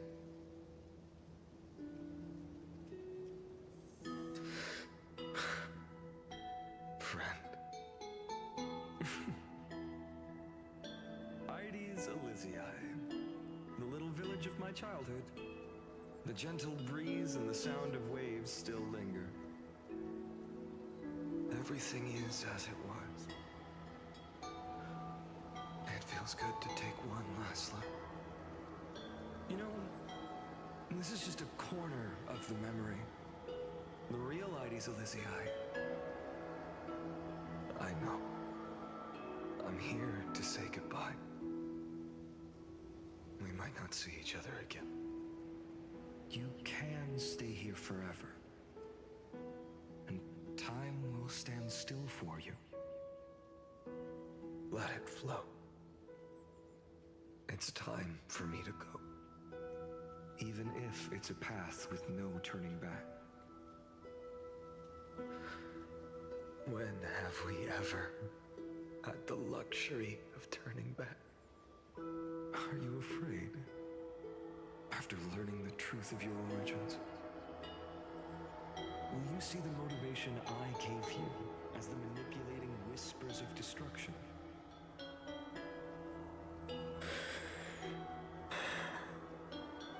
The convictions and choices that come from my heart. I don't believe they're designed by the so-called paths. If we are just numbers simulating life, then you are the image I've always longed for. The person I wish to become. A real, living person.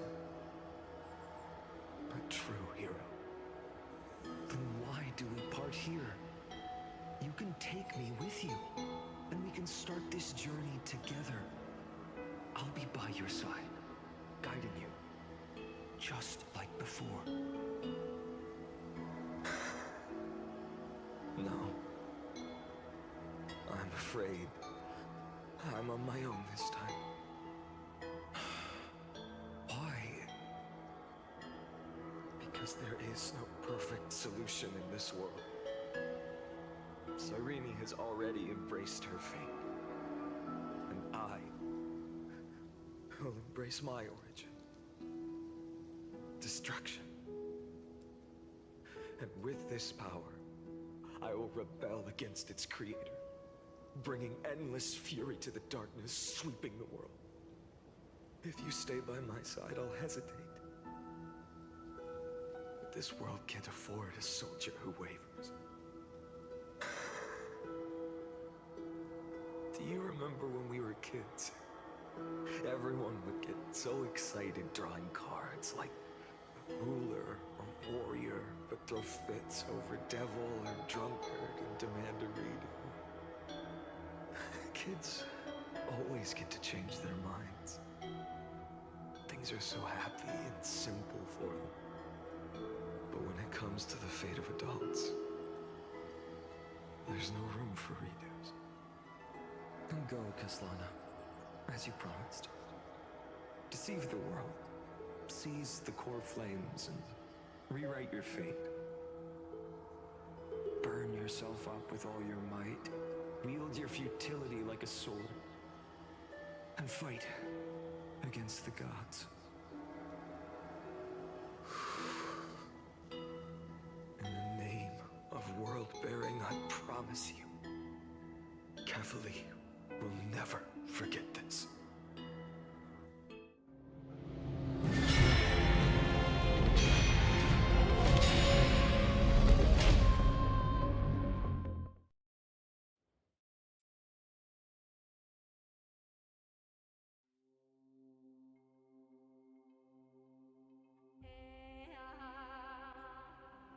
So, time retreated behind me. Until it reached the origin, where nothing ever existed. Just as Professor Anaxa once said, in that void, Kefali stood at the center of chaos. Time, space, and causality all flowed from their body. When the waves of time finally calmed, it was the year 3870 of the Light Calendar. The Chrysos War had lasted for nearly a century, and the threat of the Black Tide was growing stronger and more relentless. That was the era of the Day Thunder Knight's battle with the sky. While she could not seize the core flame, she proved that the prophecy was true. That mortals could slay gods. From that moment, the The sole survivor of the old dynasty, Imperator Ciridra, issued a call to arms across the lands, summoning heroic Chrysos heirs to wage war on the Titans. And that was the first doomed flame chase journey, sealed away in history.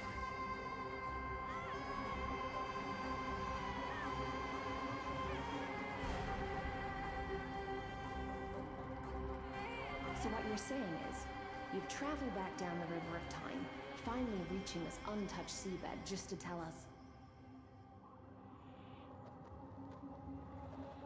the flame chase journey and even all of Amphorius are nothing but illusions in an eon's dreams? Exactly. So, Dux Gladiorum, please take me to meet Her Majesty Ciridra. I must share the truth with her. Since Her Majesty's not here, no need for formalities. The word Gladiorum always reminds me of my fallen homeland buried deep in the depths. Call me Hycelans, nameless swordmaster. Please allow me to add one more thing. You actually already know my name. You mean Phainon? Such a name could never be your true one. But I won't question you further about it. Ever since Her Majesty issued the Flame Chase Decree, heroes from all over have sent their letters of introduction. What's the harm in adding one more name like Phainon or Phainon? Besides, the deep sea is dark. Isn't it the perfect place to hide secrets best left unseen?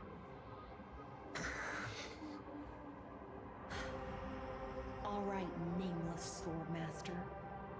Hold on to my wake. Let's find somewhere else to talk. Aren't you even a little suspicious of what I've said? Harboring suspicions is not my concern. My sword dances only when the Imperator harbors doubts. There's no use in speaking further. Show me your true intentions through action.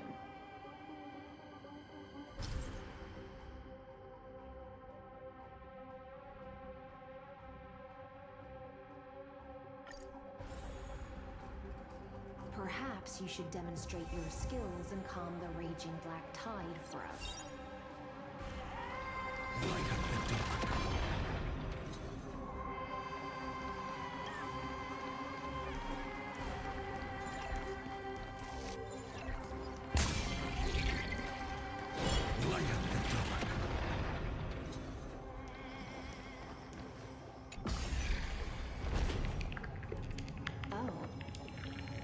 Nice moves.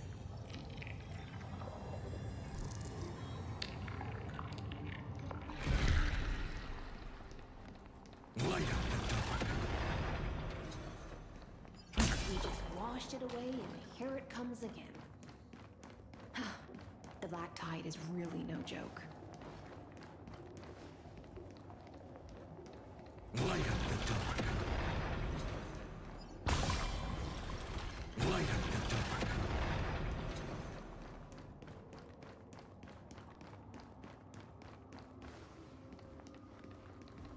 The waters end here.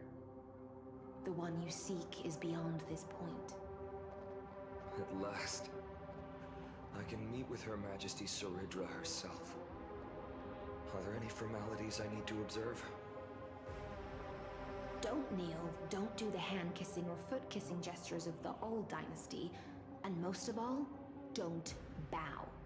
The Imperator despises such rituals, especially when the heads of those taller than her bend beneath her crown. She really is down to earth. The second thing to note, only trusted ones may come near her. Keep 5 paces distance until the Imperator allows otherwise. Sounds like an old friend of mine. Well, experience is a good thing. Stay sharp, and you'll be just fine.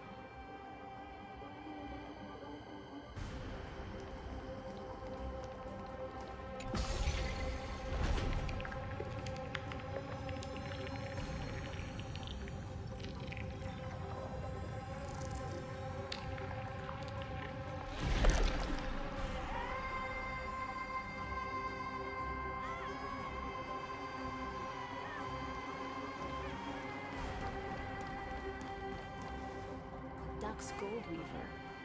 Little hostage. Apologies for keeping you waiting. It's you. You know them? Good. That makes things easier. Before that, I'm more curious about one thing. Where is Her Majesty Saritra? To avoid any misunderstandings, nameless Swordmaster. Although we spoke and laughed along the way, I never said you were entitled to meet her. The Imperator decreed, the Deliverer will not appear in this age. Be wary of suspicious individuals. Come now, both of you. Let's finish our job. I see. It's a trap. I had no intention of fighting. So remember this, Lady Hysealence. If my sword shows any hesitation, don't thank me. Thank them instead. No, you misunderstand. We don't want to see Chrysoceras hurt each other. Just give us some time to ask you a few questions. The Nestia's golden threads will judge you and decide your fate. As you wish. White-haired Swordmaster? If what you say is true, then you must know the fate of the world. So, how much do you know about what we read from the prophecy? You shall shatter into 1,000 fragments and wither in the soil of foreign lands. Is that correct, Lady Treeby?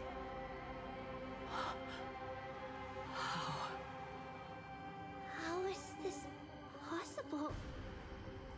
He got it right? Yes, but the prophecy never mentioned he'd appear here. At least, not in this era. You must listen to me, Aglaia, Treeby. The Phainon of this world has not yet been born. In a distant future, he will follow the prophecy's guidance and appear before you. But do not seek him out. Because Era Nova is a complete and utter lie. I will tell you the truth. And you will understand why the world must forsake the prophecy and find another path to Era Nova. Because I know both of you. And I believe that no matter how the course of history may change, the faith we all share will always remain the same. And so, the layers of rock began to reverse, and history wove itself anew. Through my old acquaintances, I was given the chance to meet the leader of the Flame Chase journey, Saritra. And after a long and arduous negotiation, we came to an agreement. The Imperator's alliance needed the destruction, and I was ready to pour all my strength into it. The spoils of the Flame Chase, the core flames, would be sealed by my hand. But the condition was this. In the upcoming battle, in our conquest, I had to prove that my power could transcend fate. In the original history, there was a brutal war. At the end, the Titankin of Georios, Terravox, killed the rampaging Titan and took the core flame that supported the Earth. But this time, Amphorius encountered a turning point in its fate. Neither side suffered any losses. When I severed the Titan's head and raised the core flame high, the crowd gathered around the scorched remains of the god, roaring with joy, cheering for the hero of the destruction. who had ignited the faint spark of life for the first time. Yes, in that flickering light, the once dark path ahead seemed to become clearer. I proved myself, and in the long years that followed, I brought down the other Titans, one by one. I could do more than just wait. When time resets, the chance to change the world also emerges from the lines of history. Until finally, the brutal future revealed by Era Nova is reversed. But tell me, if that's truly the case, why are we doomed to the same outcome?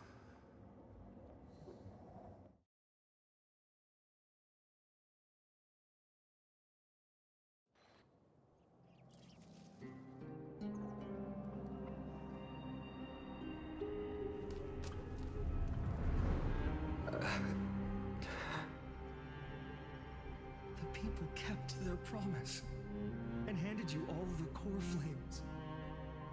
In this world after Trebios, no demigods were born in Amphorius. At this point, I just want to know. When they vanished into the black tide with their mortal bodies, why didn't you shed even a single tear?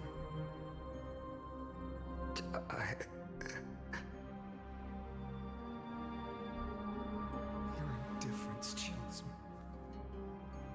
To you, were they just a bunch of insignificant footnotes?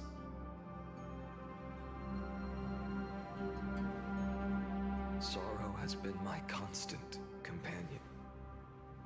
In fact, with 12 core flames upon me, the fire in my heart has never been more violent. I'll remember this world through anger.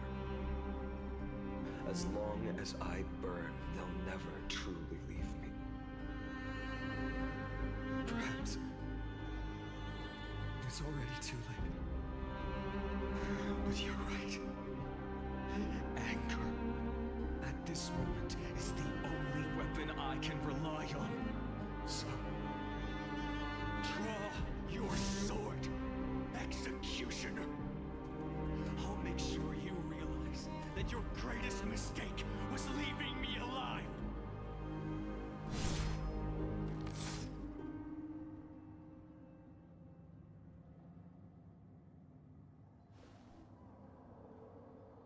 After that, he raised his sword and attacked. Then, Kaslana killed himself. That day, who fell to the sword to be left in the past, and who went into the future, I can't remember anymore. I only remember a nymph, hiding in the shadows just out of sight, futilely pushing a stone wall. Climb, fall, climb, fall, climb again, and fall.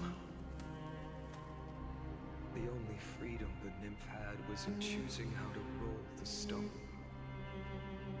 Sometimes fast, sometimes slow. Sometimes resting on a gentler slope, leaning against the stone for a break. But its choice couldn't change the futility of it all. The stone would always roll back down the slope, and the nymph would always return to the starting point, beginning again. After that, every time I reached this point in the cycle, the burning sky would cast a shadow over its path. It would nearly reach the peak at the 4th quint of curtain fall hour, then fall to the starting point in the first 15 seconds of the next entry hour. And my efforts in this cycle dissolve into nothing.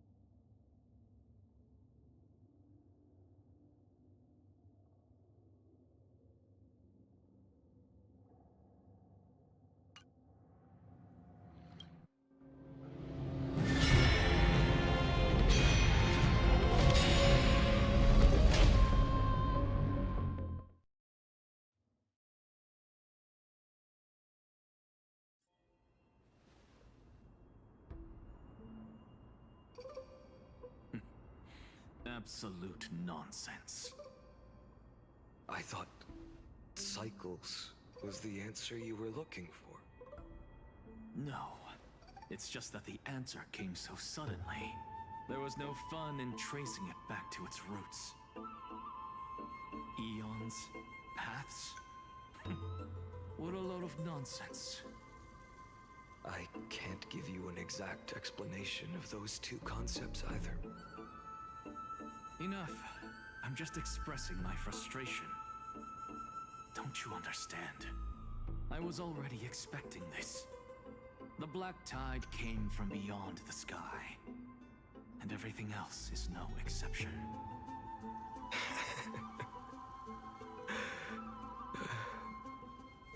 Fate is a strange thing. No matter how the details of history change, the Anaxa I know always remains as harsh as ever. If the other Anaxagoras actually worshipped the gods, I'd make sure to find a way to break the cycles and crush them in their cradles. Too bad. Now only you have the ability to do that. What's that supposed to mean? You're willing to help? Of course. The core flames were meant to save the world. And in my opinion, the noble Titans have no reason to refuse. Besides, according to you, before stepping into these endless cycles, you were my pupil.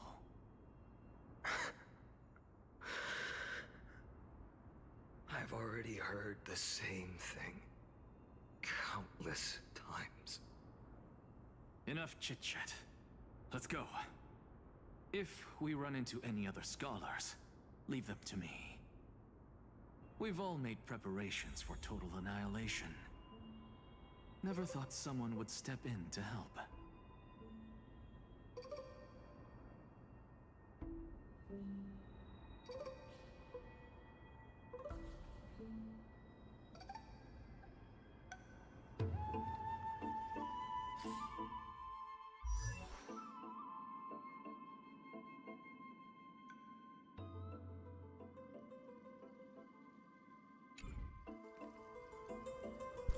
Well, technically no, he's dead. But this is like... I missed the whole part of the story, but just to memorize it, let's say there is multiple dimension, and this dimension is where Anaxa didn't die.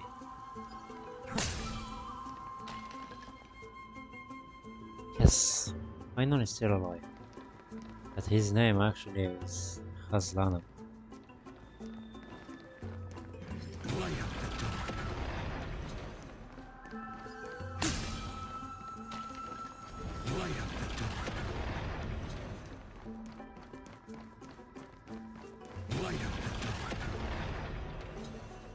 You've been to the Luminary Throne before, haven't you?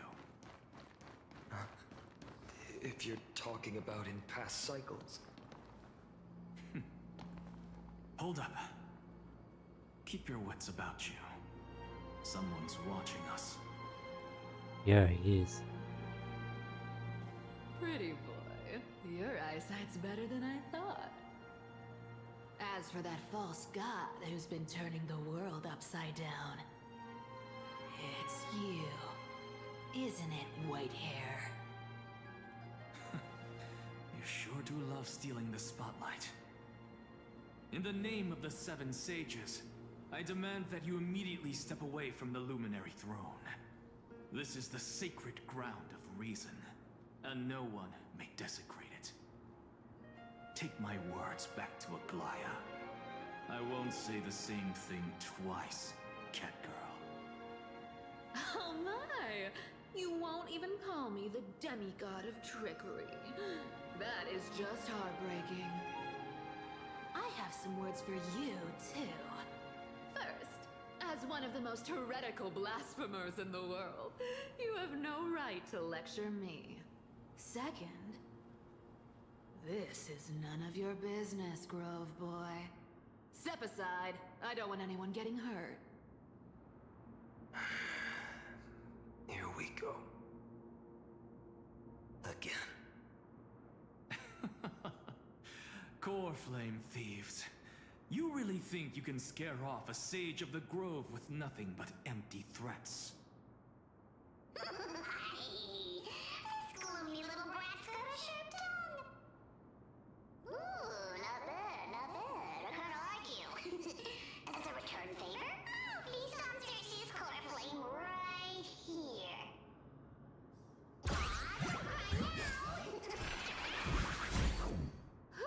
That was close. I'm out of here.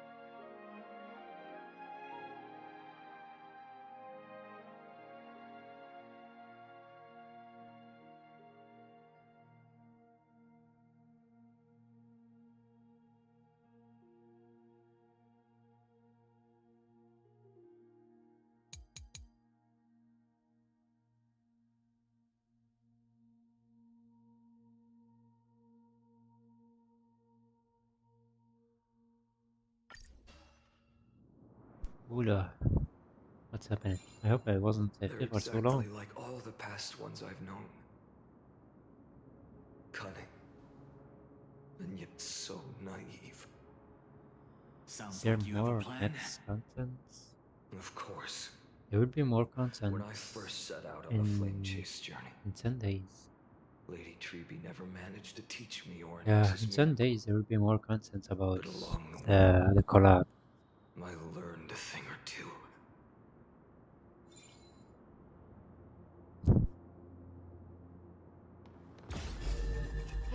Where are you going?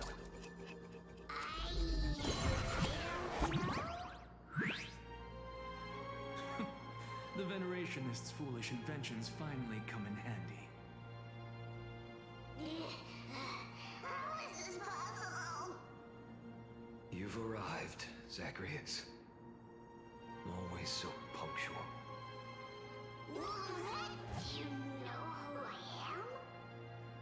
I'm running out of patience. So I'm not going to waste words. Listen up, spirit thief. Hand over the core flame, and let's pretend we never clashed. This way, you and this world can still be saved. I wonder how long it is too. I just hope at least I passed the half of it. If you ask me, you're the greatest disaster Emporius has ever known.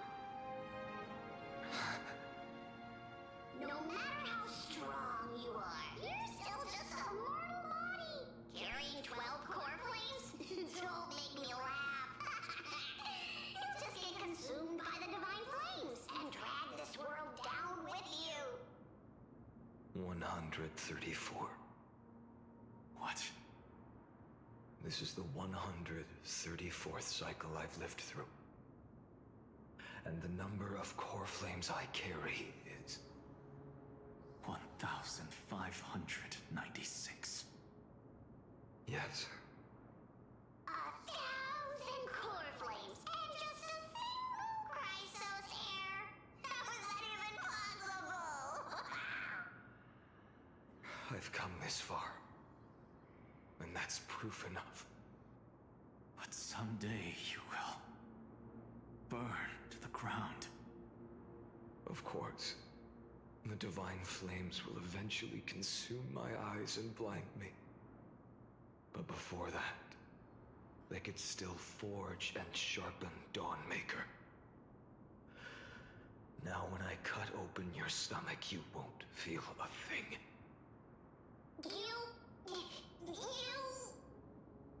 This is the final warning. Fine. Assume this world holds 100 million possibilities. And no matter how one looks at it, 99,999,999 of them all point to outcomes of certain destruction. Even so, I'll use my divine power, despised by the people of this world, to achieve that 1 in 100 million possibility. Bartolos! If you got the guts, you'll have to first step over my dead body.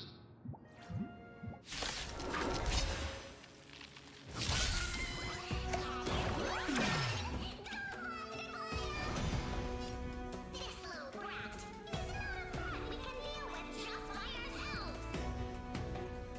Future will come!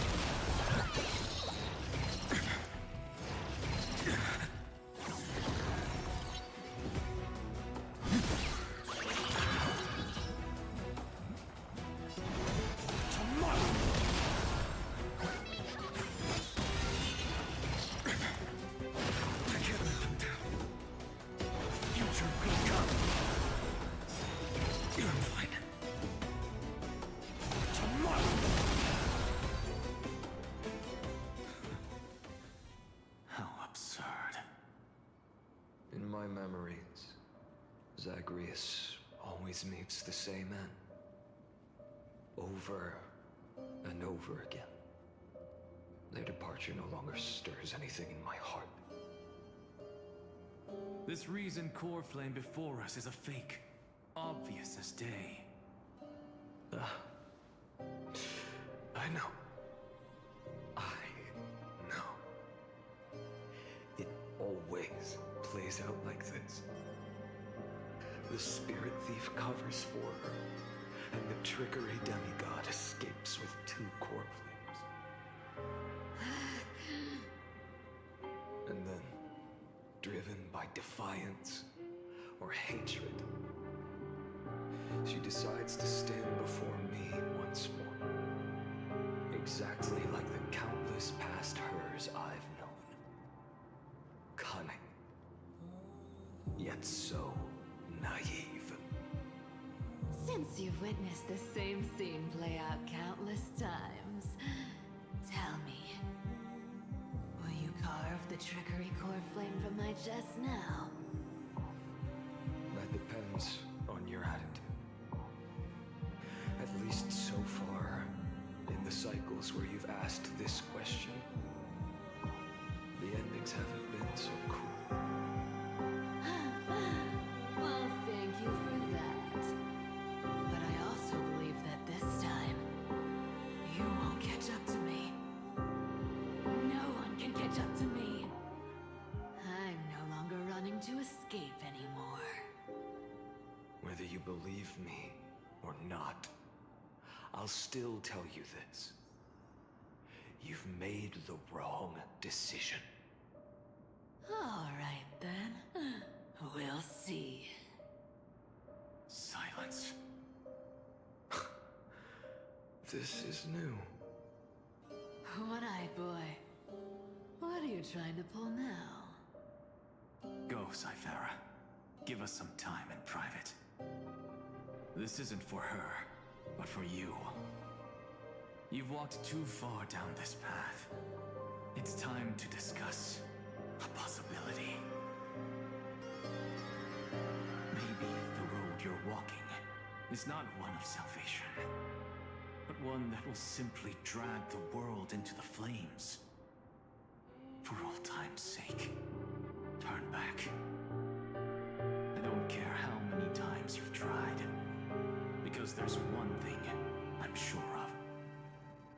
Messiah complex has turned you into something no different from the icy gods you spoke of.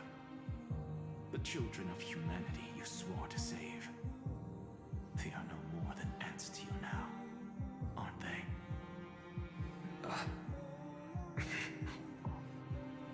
Of course. I've been wondering what kind of demon could burn my homeland to the ground in an instant without batting an eye. Now I have the answer. It turns out that fiery demon has been fantasizing of becoming this world's deliverer.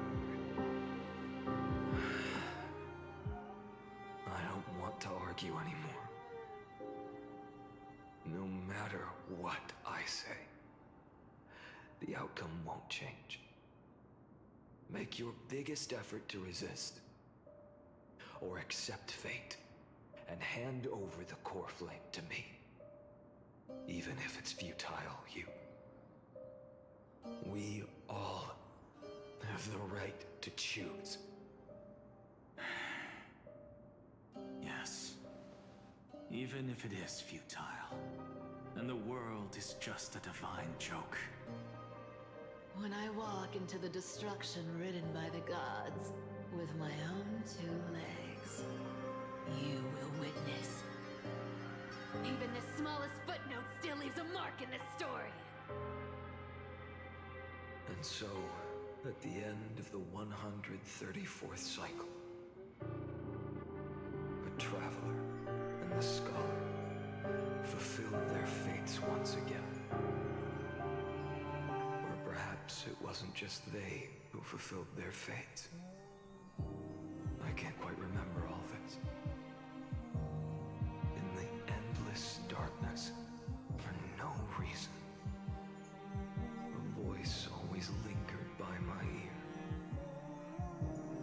Losses are a constant on the flame chase journey, among which even life itself holds little value.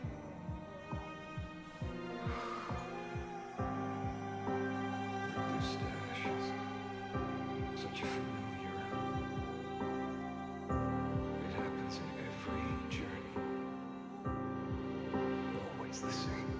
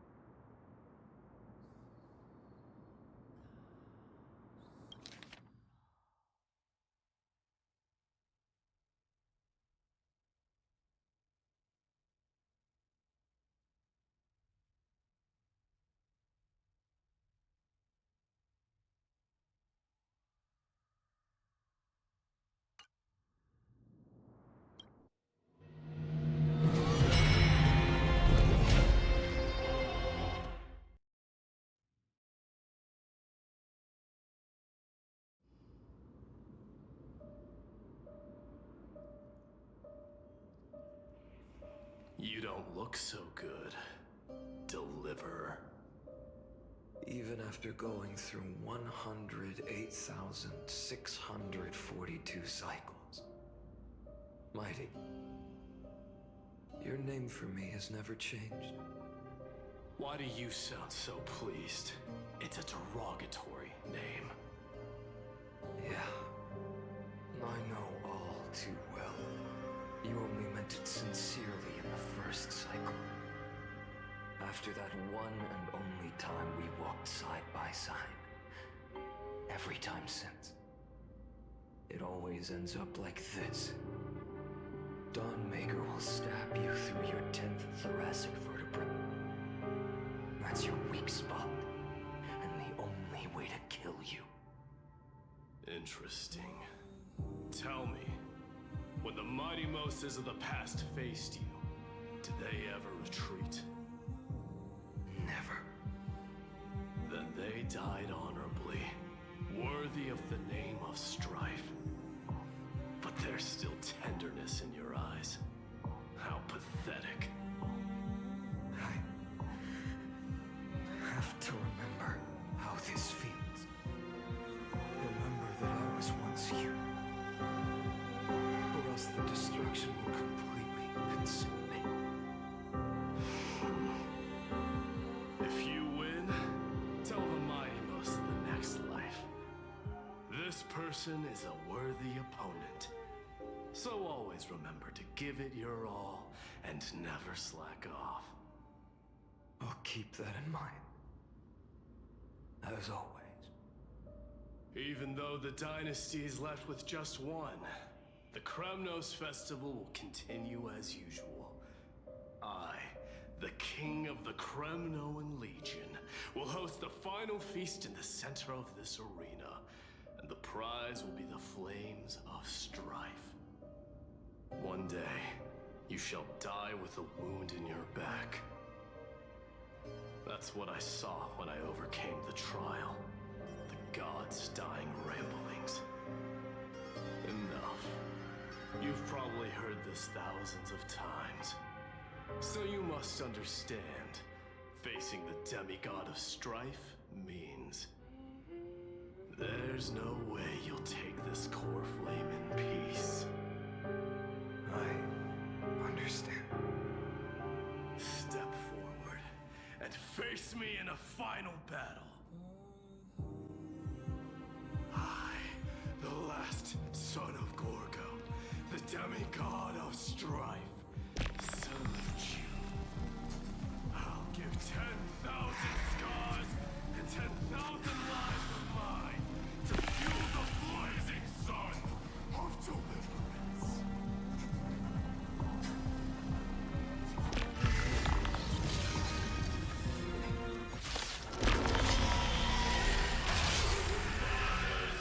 Behold, the last Kremnos festival has begun. It will not end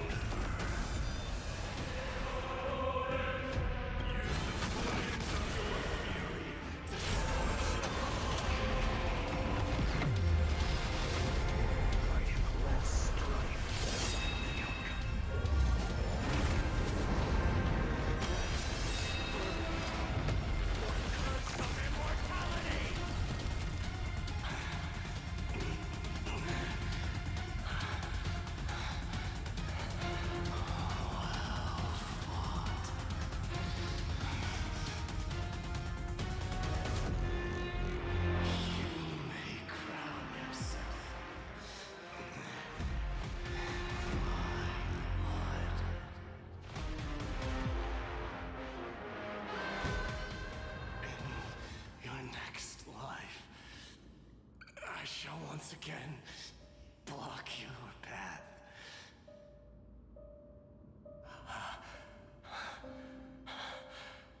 Deliverer, I wish you eternal victory. The 108,642nd core flame of strife fell into the fire. Yet the shadows of the black tide still loom, and pain and despair spread across distant lands. The blaze was still not enough. It had to be fed. Even if it meant burning this body to ash.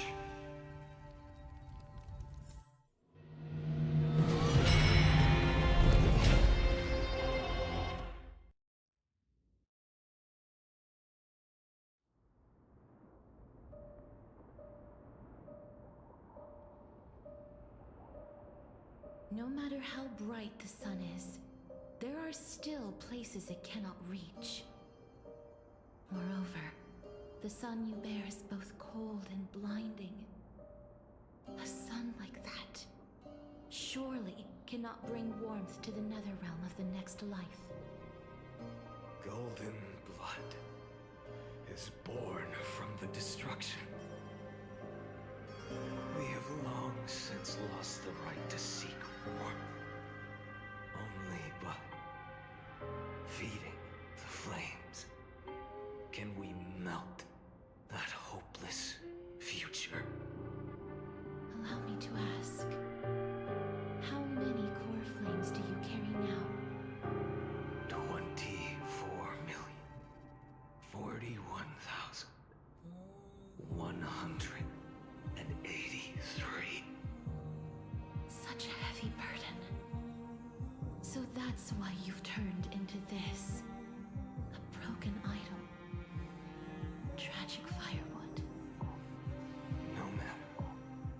I will bear this burden as long as you hand over the core flame of death. I must refuse.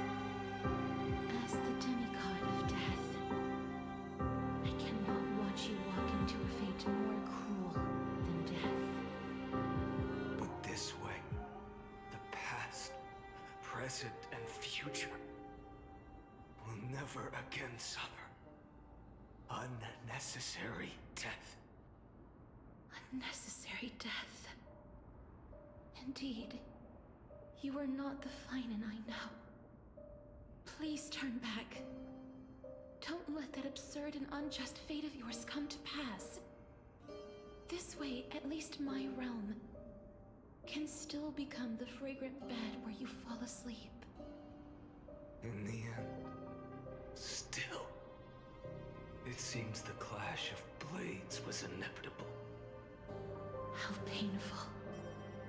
I know I am not your match, having fallen under your sword countless times. But even so, please understand that my resolve is not to be underestimated. Even Catholic cannot shape all things at will, nor can they dictate the fate of all life. No one can shoulder the balance of life and death alone, not even a god. And it is precisely for this reason that I chose, at the end of this arduous journey, to overcome the trial and take the authority of death. I am the Hand of Shadow, Casterus, the demigod of death. Listen closely, deliverer from days past. Please turn back. Do not disturb these fresh flowers of my long deaths.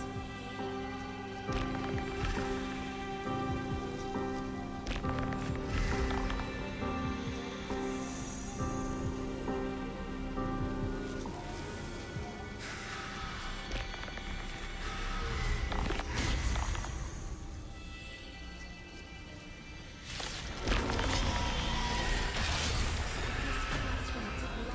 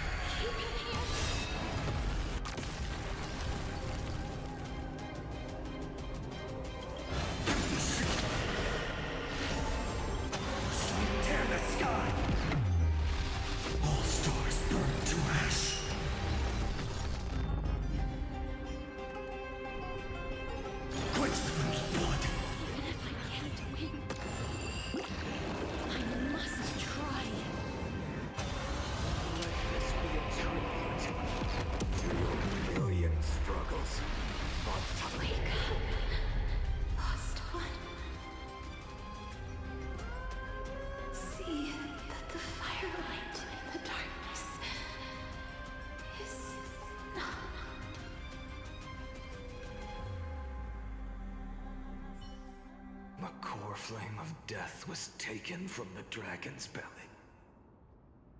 What a brilliant flame. It should shine upon all, light the path ahead, and illuminate the dawn of Amphorius that's to come. 2,003,432 cycles. 24,041,184 core flames.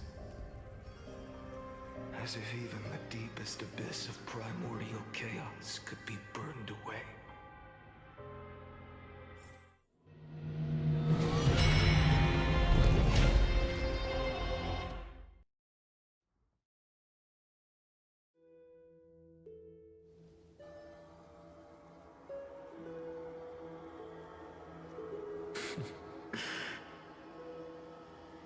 You're here, as always.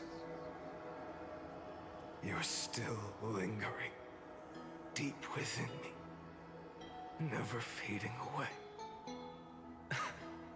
Because you haven't completely abandoned hope. Am I right? You're still waiting for a miracle. For the true hero to come and save us.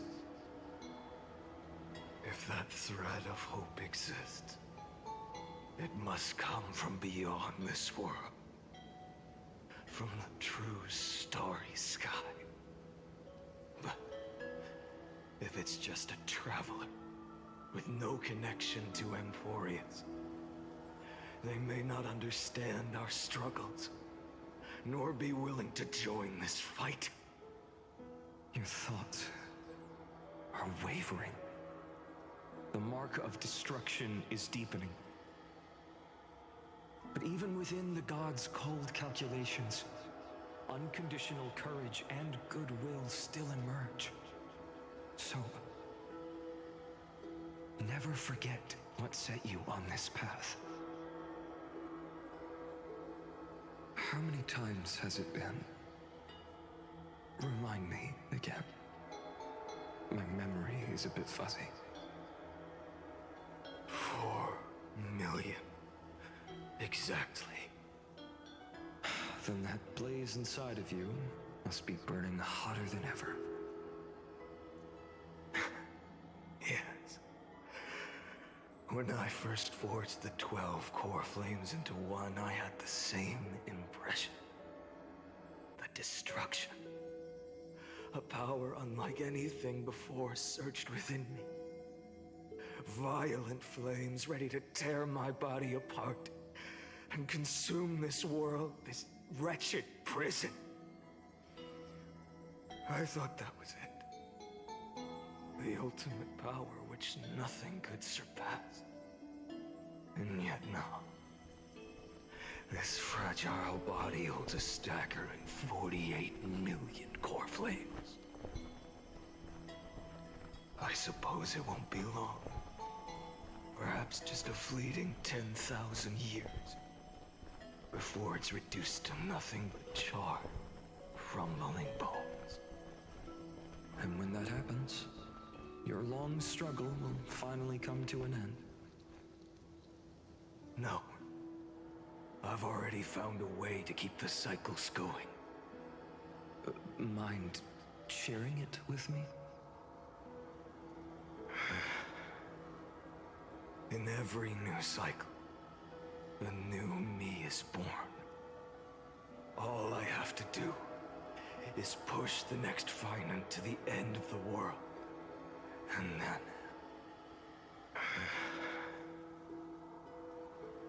then he'll kill me. Shatter this body. Take my flames, my memories, and carry on the path I started. Bold plan, but risky. What if, one day, the next you refuses to follow the same path? How can you ensure the continuation of the cycles? If it were Professor Anaxa, or Aglaya in my place, maybe they'd come up with something smarter. Unfortunately, I don't have a backup plan. I have no choice but to bet everything on the next Phainon. And trust that he makes the same choice I did. But even in this wretched prison, luck is still sometimes on my side. Because I never forget what set me on this path. Wait, you mean... Ever since I committed to this plan, not once, in millions of cycles, has there ever been an exception.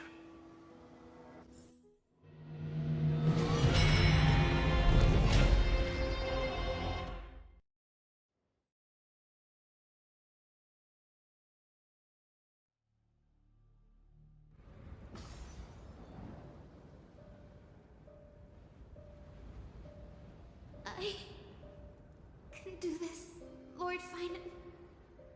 As the demigod of the sky, a healer of Twilight Courtyard. I will heal you, and then... The black tide. It's consuming you. You can't hold out much longer, demigod. Hand over the core flame.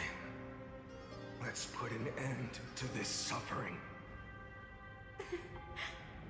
No, that just won't do. A healer should stay composed in front of those suffering from illness. Shouldn't they? Cynthia.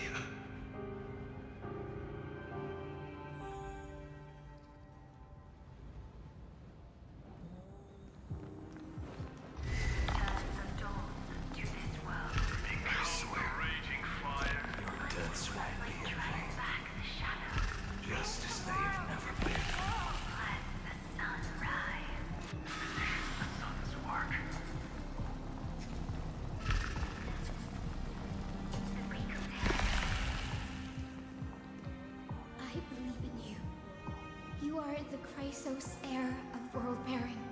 The one who can lead us. Lead this world. It's just... I don't understand. Within the sun upon your shoulders, the part of that warmth that should come from you, from an ordinary person, it's so faint. My humanity is indeed just a flicker, compared to the blazing fire of divinity. Even so, don't cast it away. I never have. I have kept everyone's wishes close to my heart. Even though the divine fire burns so fiercely that every time I return to the start, it devours me in an instant. Each cycle, it's your wishes that guide me to the end. That pass the flames to the next me. Over and over and over again. So, you're not just a lone spark in the dark. You're a pyre built from the bones of all the selves you've left behind. But what about you? What about your wishes? The wishes of all the countless versions of you. Ah, Lord Kazlana. So that's how it is. Without flaw. That is the flaw the golden blood gave you. The most fatal flaw of all, isn't it? The moment you took the world upon your shoulders without hesitation. You lost the chance to ever be yourself. Now that is an unexpected revelation. Then I suppose that makes me the perfect fuel for the flame of deliverance, doesn't it?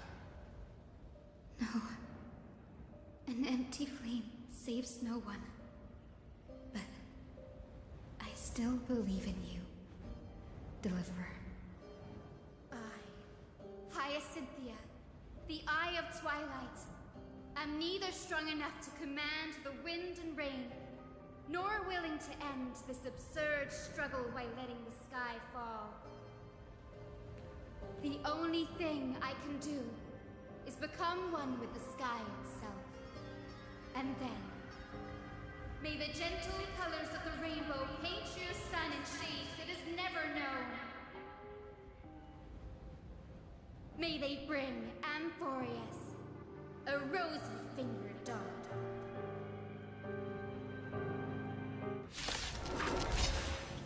Though the light is many dim, its warmth still lingers.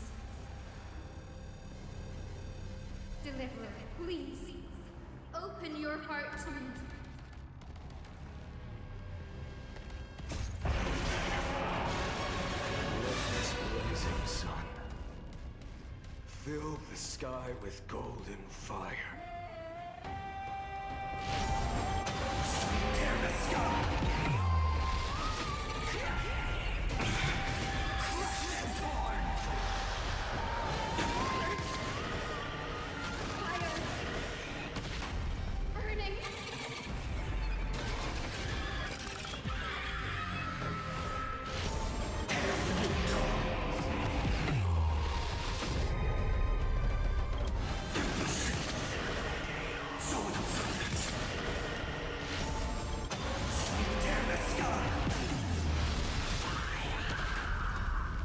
Let the sky merge with all this world's suffering.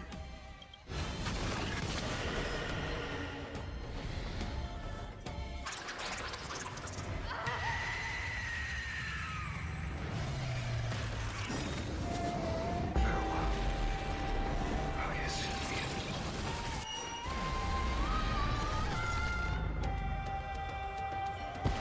Yes, your sun burns hot enough to turn everything to ash.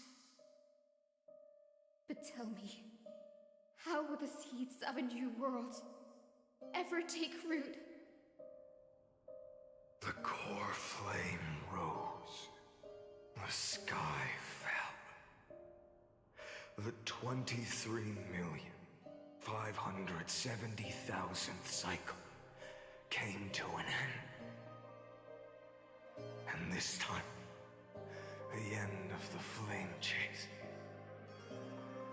remained the same as ever. From the horizon rose a golden color unlike anything the world had ever seen. So pure it consumed all in its path. This was the end of the world, and the start of the next. For a moment, I saw the destruction of the universe. That being known as Iron Tomb. Its will to break free from the black tide burns fiercer than the blazing sun. Is this Amphorius' wrath?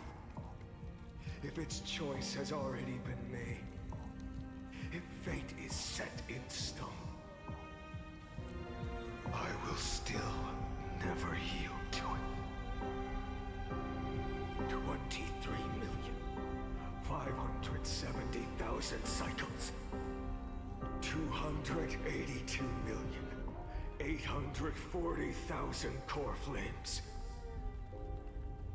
No more chasing is needed. And now, I am the fire at the end of the long night.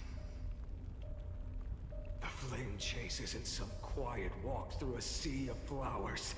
It's a revolution. An all-consuming transformation. And if destruction is the only way,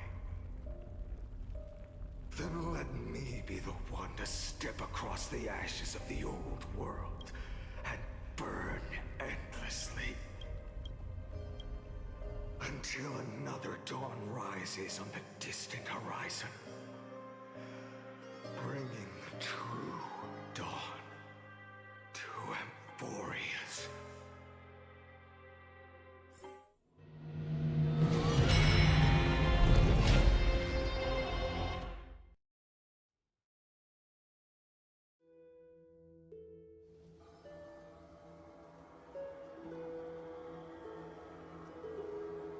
33,550,337. This is the cycle you're about to enter.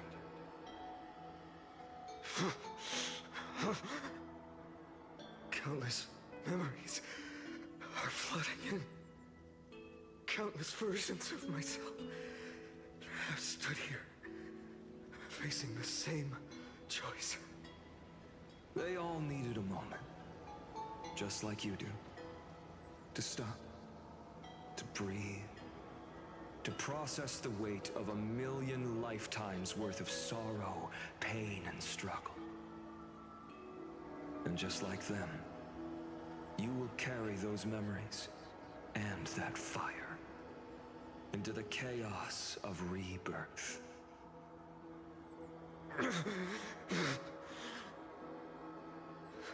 I must go and bear this burden. I must say goodbye to you, and then fight the destruction with destruction. Yes, that's always the decision you make. I will burn and fade away. I will become the flame reaver of this life and keep my promise to Cyrene. I will kill gods and comrades alike and steal the core flames. And even if my mind turns to ash along with my body, I will keep my purpose in mind. I will stop Era Nova.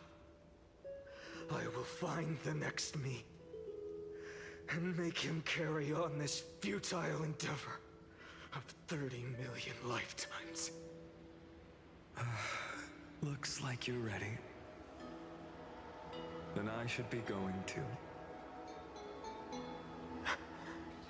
Where are you going? You only exist in my heart. There's nowhere else for you to go.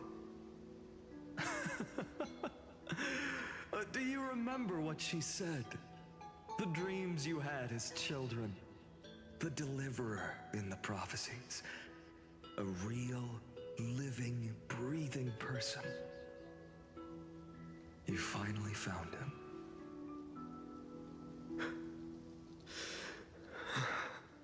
Friend.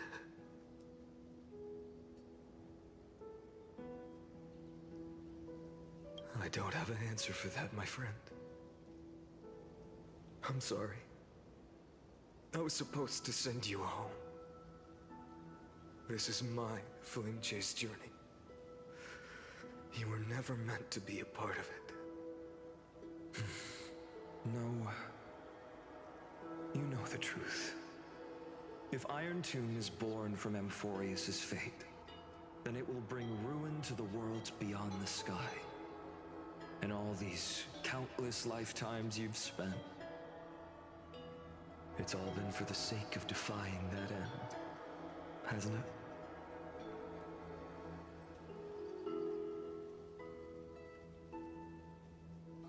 In millions of cycles, I've said goodbye to each and every one of you. Yet nothing ever changes. Each time we speak, our words grow fewer. Your fire burns hotter, and you're getting closer to becoming pure rage. A vessel of hatred.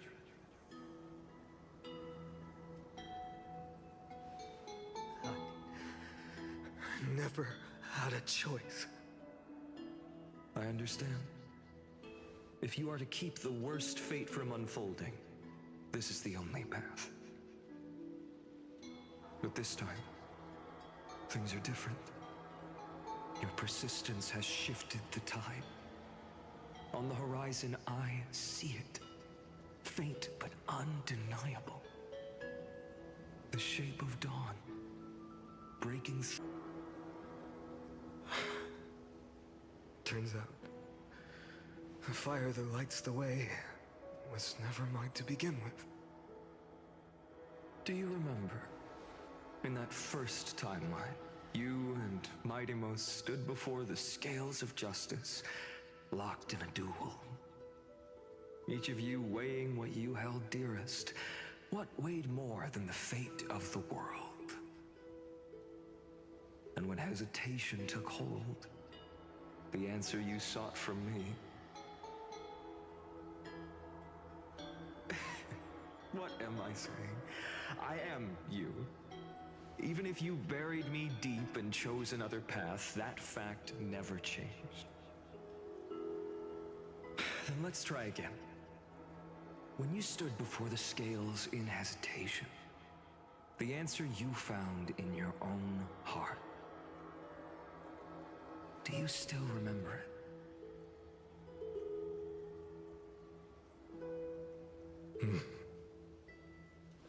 Remember the past and become the hero of tomorrow. What weighs more than the fate of the world is the resolve to shoulder an immutable past and carry it into the future. Good. Then Trailblazer, my friend, my comrade, you arrived in this strange world and were bound by its cruel fate up till this very moment. In the face of danger, you never once backed down.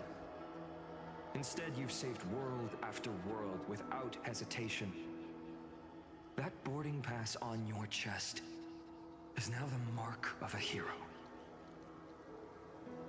If I choose to step through that door and embrace an end fitting of the destruction, let this sun forged from millions and millions of core flames burn me up along with the god of destruction and their minions.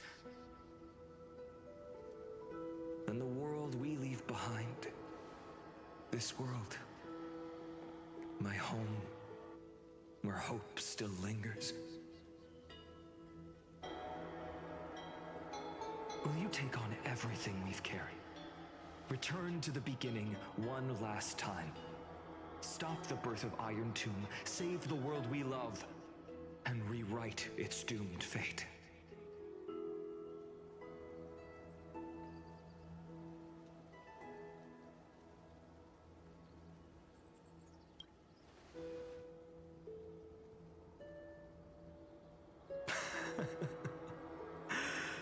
Good. In that case, even this fruitless wasteland may finally bloom with flowers. So...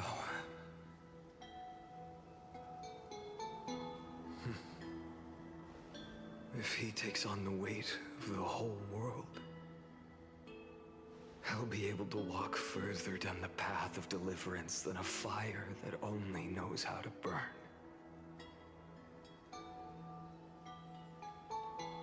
One will step into the future.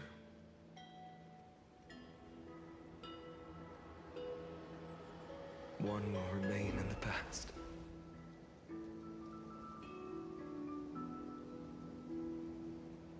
If I can strike down the gods with Dawnmaker, perhaps fate's deadlock can be broken. And if you can stop Iron Tomb from ever being born, then these 30 million cycles will have not been in vain.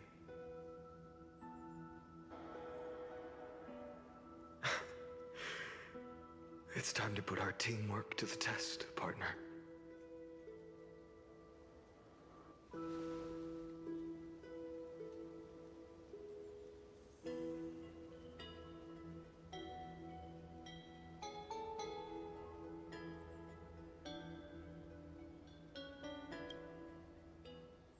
Thank you for all you've done already, friend. The image of the hero I've buried deep in my heart finally steps into the light. Here, at the end of this long flame chase journey.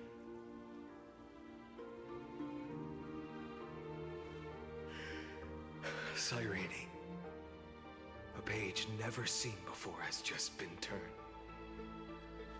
Lend me the power of time, and send this hero back to the origin of time. Back to your side.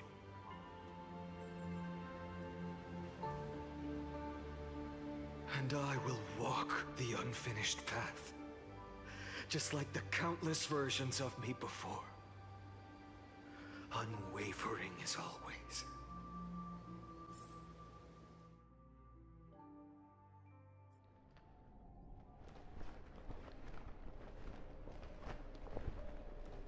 Tell me, will you be the blazing sun? Even if all of you burns to ash.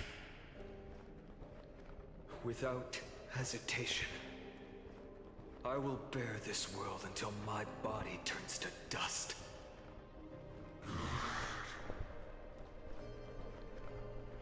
Remember this moment. Remember your friends who never lived to see the world's end. Remember their final wishes. And let the purest rage in your heart rise out of those wishes. Let it consume you, fuel you, until it burns away the false sky above. Fine. If I can defy fate, then in the name of world-bearing, I promise you, Kefali will never forget this. Take it. Everything I bear. Keep on burning. As long as we are never extinguished, the flame chase will not end.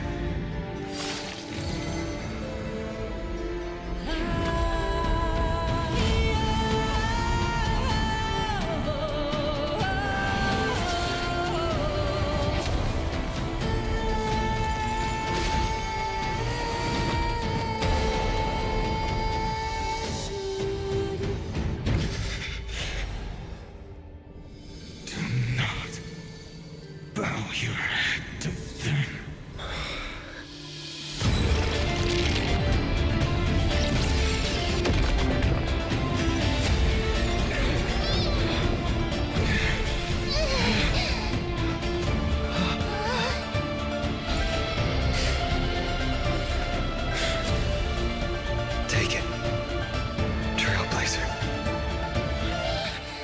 May this blood be like gold, and never tarnish.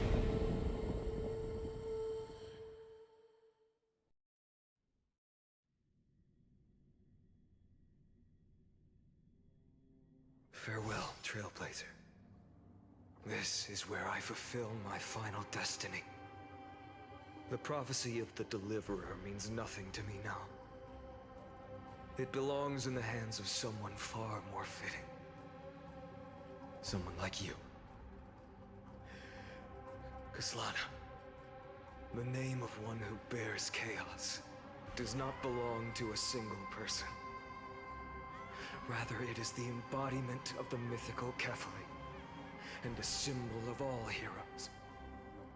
As the prophecy foretold, you will bear the blazing sun until the pale dawn breaks. May the name accompany you in my place, in the epic you write with your own hands.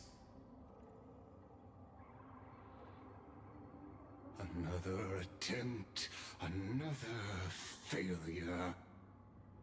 I won't remind you how many times you've reached the end of history. But I will still place the choice before you. If you've lost count, let me tell you. This is the 33,550,336th ending.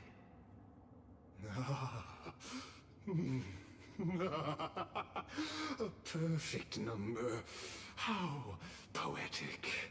you and I both know the truth. In all these millions of futile endeavors, Amphorius has never changed. If the outcome is inevitable, then why not silence your searing rage and embrace your fate with dignity? Your silence lasts longer than ever, Lord Phainon.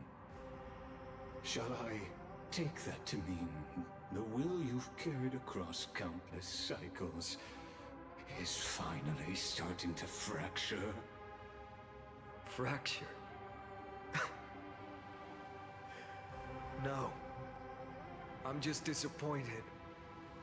I've retrieved memories from 30 million past lives, and I remember every conversation before every choice here.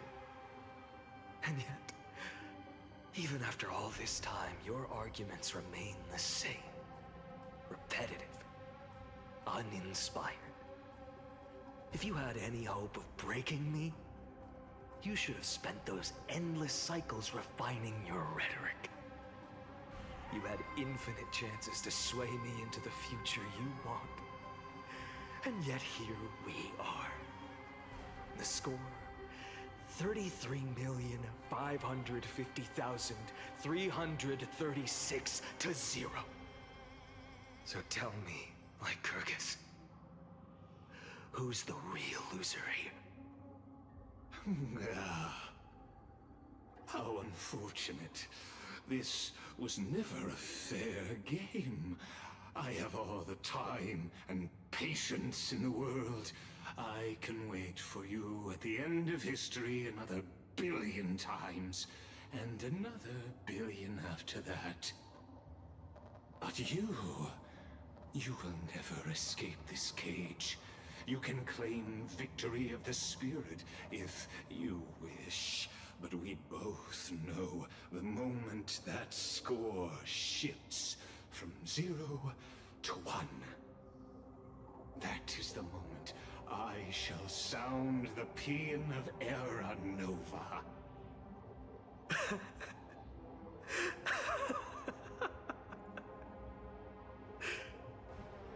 Lord Phainon?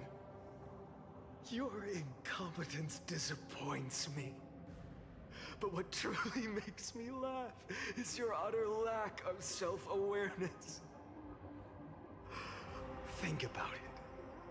In this story, who is truly the one in chains? Who is the one shackled to mindless vengeance, mistaking courage, the courage to rebel against the gods, for foolishness?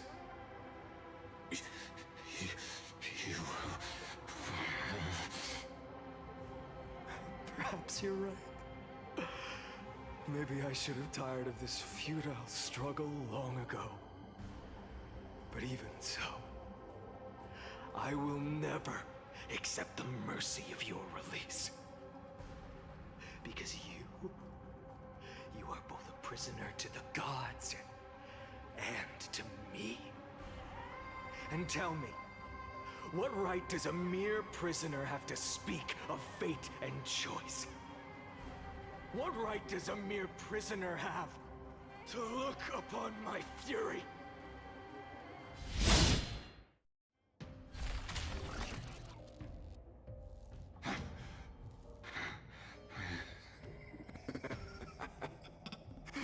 You know this is pointless.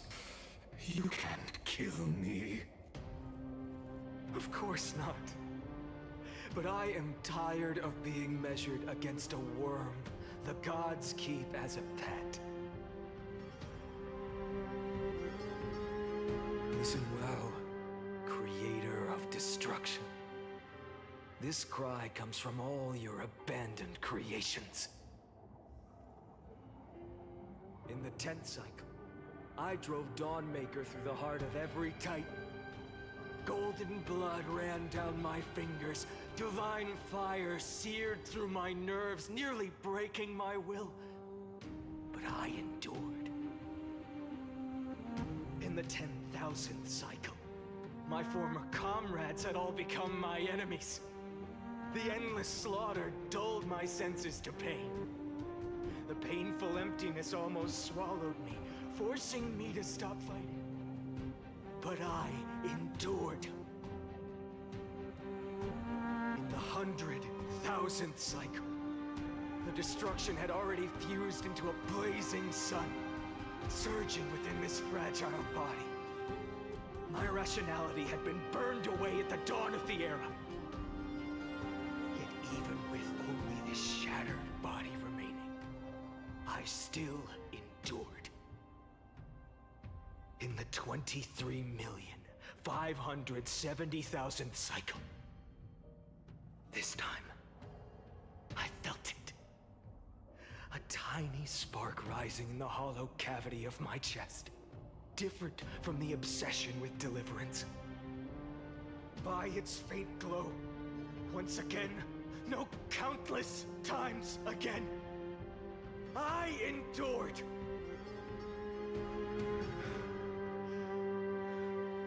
Now, a sun is about to fall. Ready to incinerate this absurd space-time dimension in an instant. That sun is me. All the countless versions of me from the past, along with my countless brethren, dragged into existence against their will, drowning again and again in your golden blood. The very essence of this world's suffering and despair, fused into the purest hatred, the fiercest rage. Nanook, you arrogant fool! You think we were born to only serve as fuel for the fire? Fine then! Just as you wish, let the fire burn! If I was born as the blazing sun of destruction, then let you and your lackeys be the flares erupting from my core. And let this rage, burning futilely for 30 million epochs, engulf everything! And grant you a dawn where all stars burn to ash!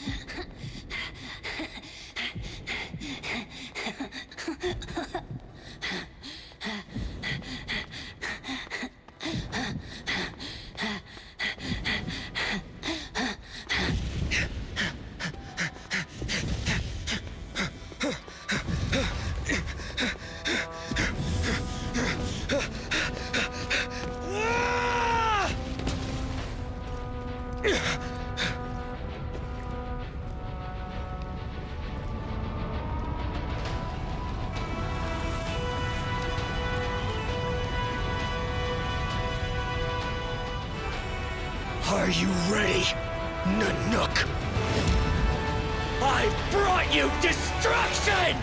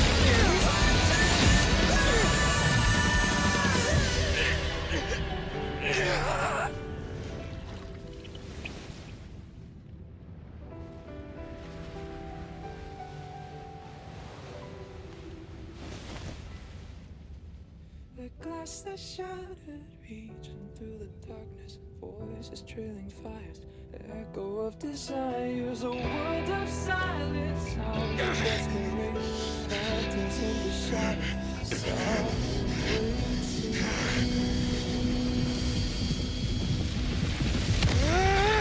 tear it down, embrace the detonation, craving our damn creation, breaking a chain, I'm reaching for you.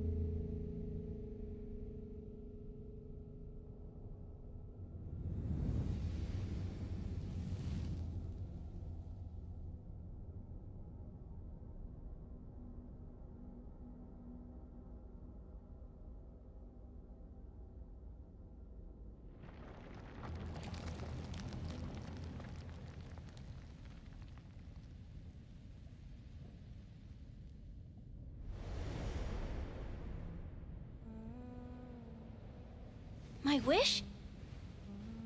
My wish is to fulfill everyone else's wishes.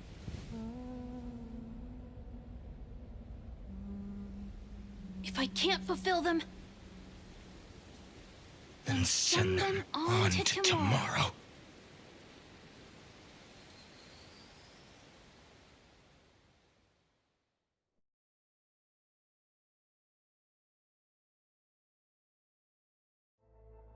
Your heart harbors wrath. You yearn to destroy everything. You bore the gaze of an eon and lived.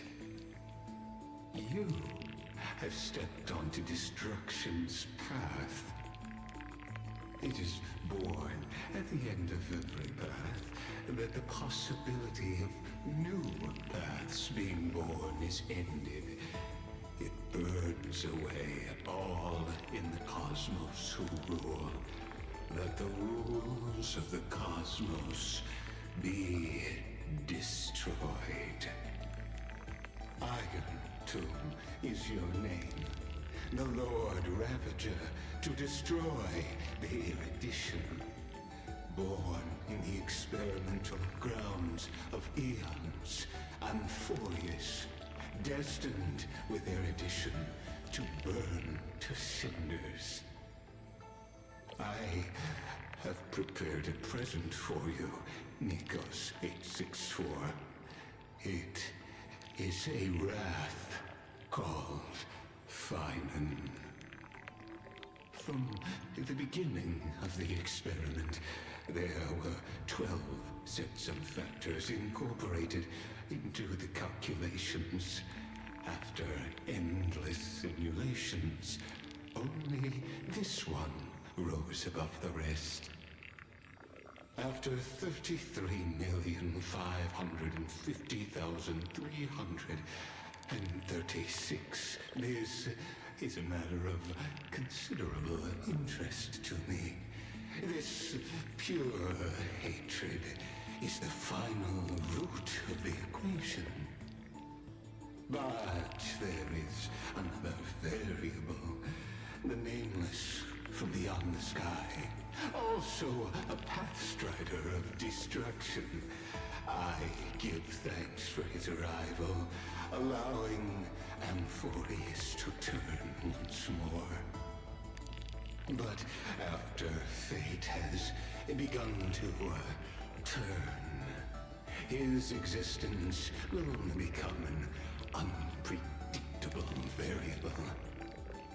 Perhaps the time to take the stage has come.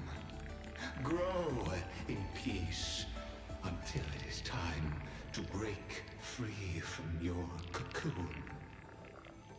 As for those unwelcome audience members, you need not worry. If you do not mind, I will personally get rid of them for you.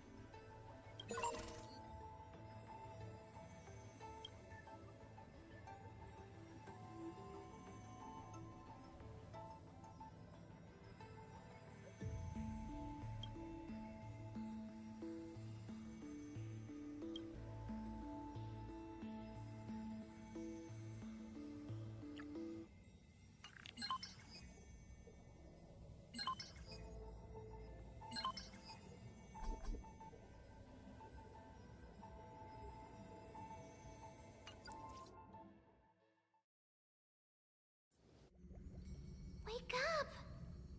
Wake up! Buddy! Wake up! You're finally awake. That's a relief. We were so close to being swept away by the reverse flow of time. It's lucky we found a safe place. Now, I'm going to send you back to the very start of time. But before we part, there's something I need to tell you. Something very, very important. That's right! At this very moment, my memories are finally whole. After watching so many fragments, my past is finally coming into focus, little by little. You're smart. You must have a clue now. Or maybe... You knew the answer long ago, didn't you? Not surprised at all, huh? That's because I'm simple at heart. No matter what form I take, I've always been true to myself. But I'm glad that I remembered in the end. This way, I'll have no regrets. Don't worry. We're not truly parting. Because I'm going to become a part of you. I'll turn into the memory of this cycle. The 33,550,336th Flame Chase journey. And forever reside in the heart of the Time Demigod. This way, you'll carry all that has come before, crossing time itself to reach the next cycle. My mission ends here, but looking back, I still feel lucky. After all, across 30 million Sirenes, I was the first, and the only one who got to finally meet you. So, believe me, in the next cycle, there will be another Sirene waiting for you. And in the one after that, and the one after that. I will always be waiting.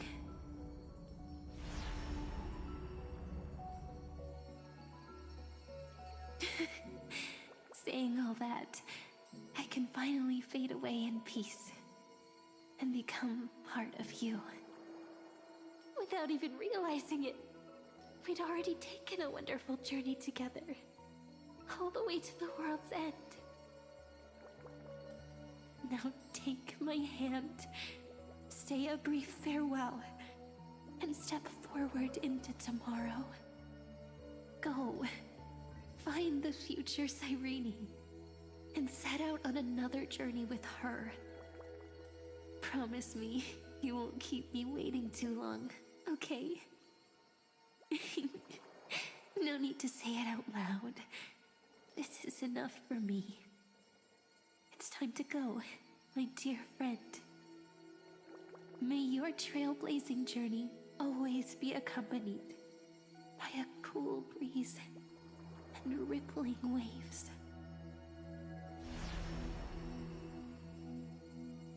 And may the days ahead embrace you like the softest fluff, forever warm, forever gentle. Now, let's turn to the next page. A page that exists because of you.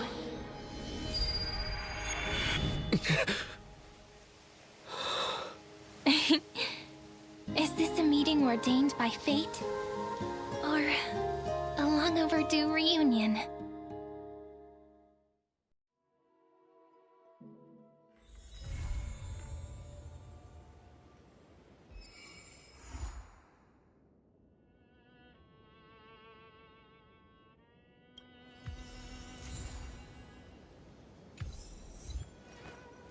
I will walk to the end with all your wills, no matter the cost.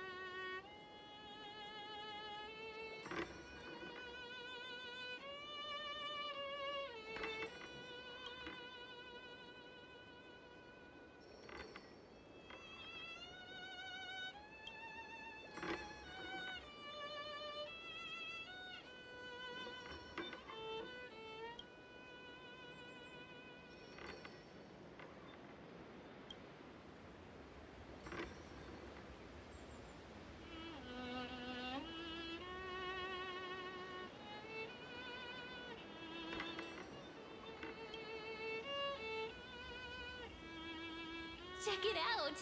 Doesn't this scarecrow look just like you? I spent ages observing just to get it right.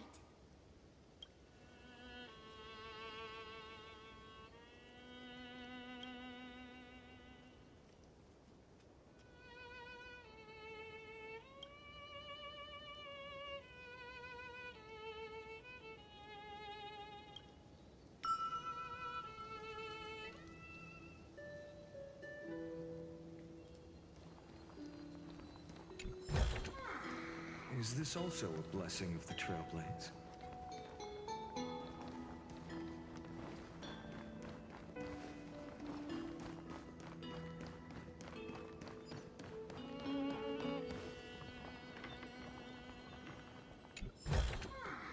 I've appraised it all. No thanks.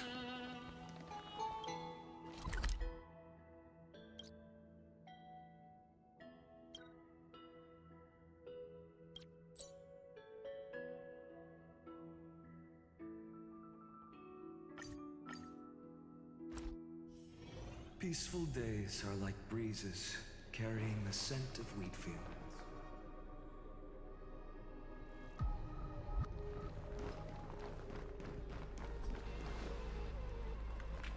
The taste of celestial ambrosia.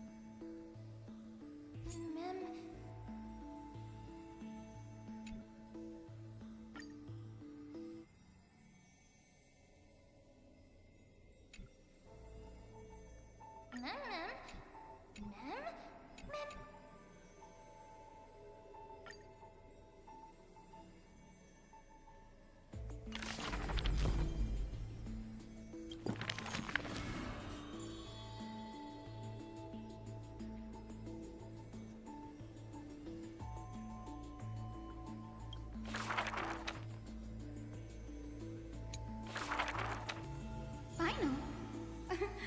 Perhaps you're more suited to being a teacher's assistant. There were once those who misunderstood his alias. Phainon, an eventuality for students, a test for knowledge gained. It may bring wisdom to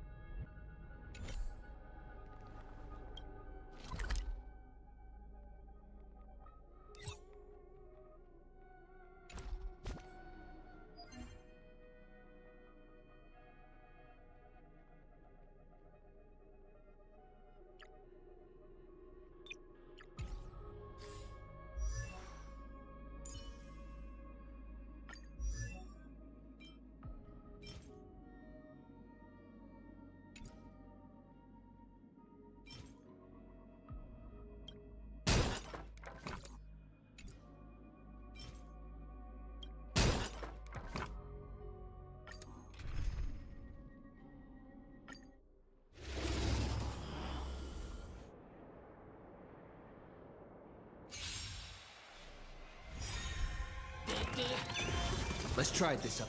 Do it! This mortal. Watch over you, guide you on your path. I doubt farewell. Future could come.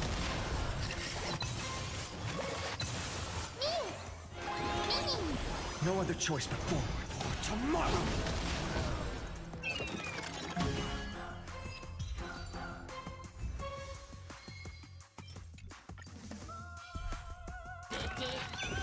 Let's try this. I choose you.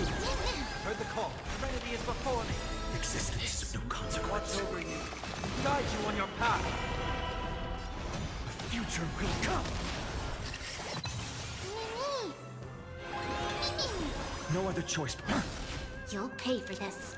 Lend me your strength. Existence for tomorrow.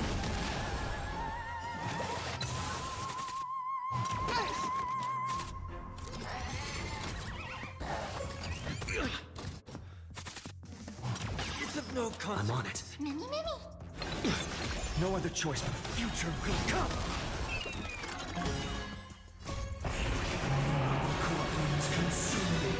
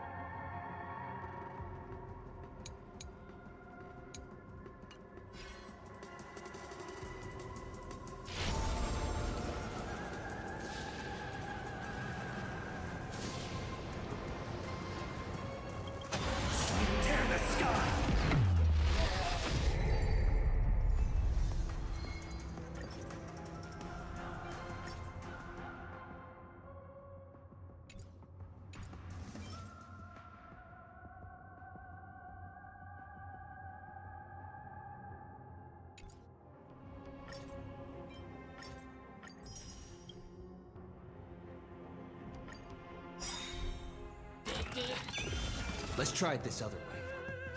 We can do it! Heard the call. I doubt farewell.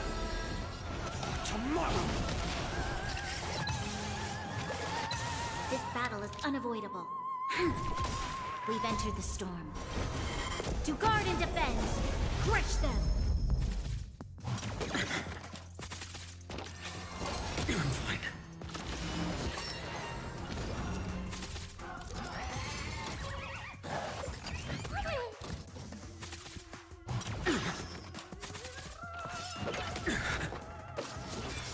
You'll pay for this. Lend me your strength.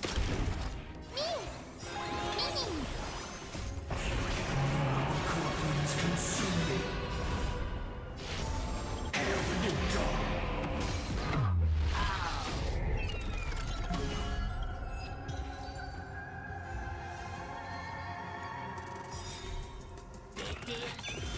Let's try it this other. I choose you. Will overcome the thorns. This mortal. Watch over you, guide you on your path. Serenity is before me.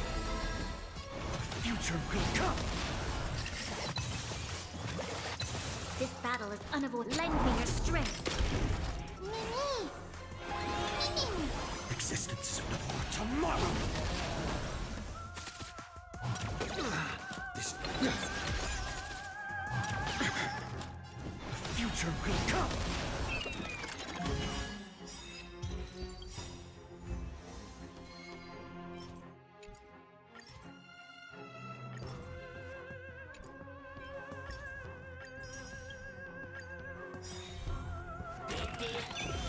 Let's try it this up. We can do it! I doubt farewell. This. Watch over you, guide you on your path. Tomorrow! You'll pay for this. We've entered the storm. To guard and defend! Crush them! I'm fine. Trust me. We'll do anything!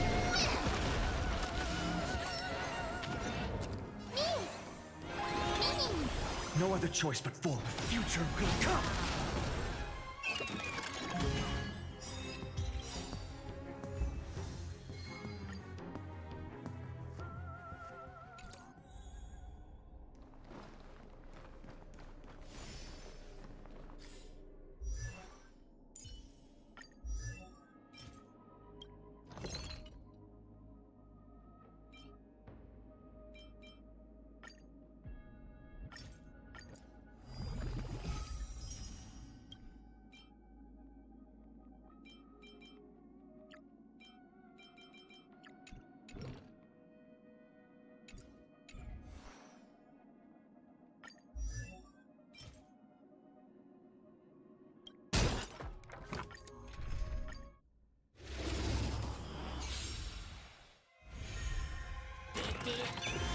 Let's try it this other way. I choose you.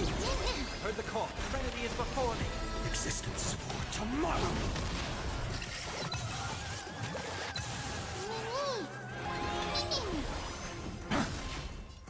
Lend me your strength. No other choice but forward. The new world will arrive! It's of no consequence. Being in sync?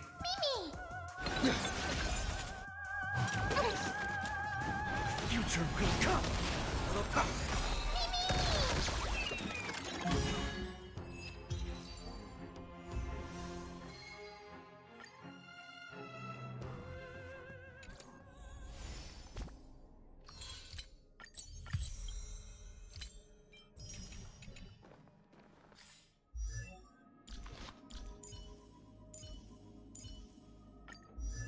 On this arduous journey, we will see the stars.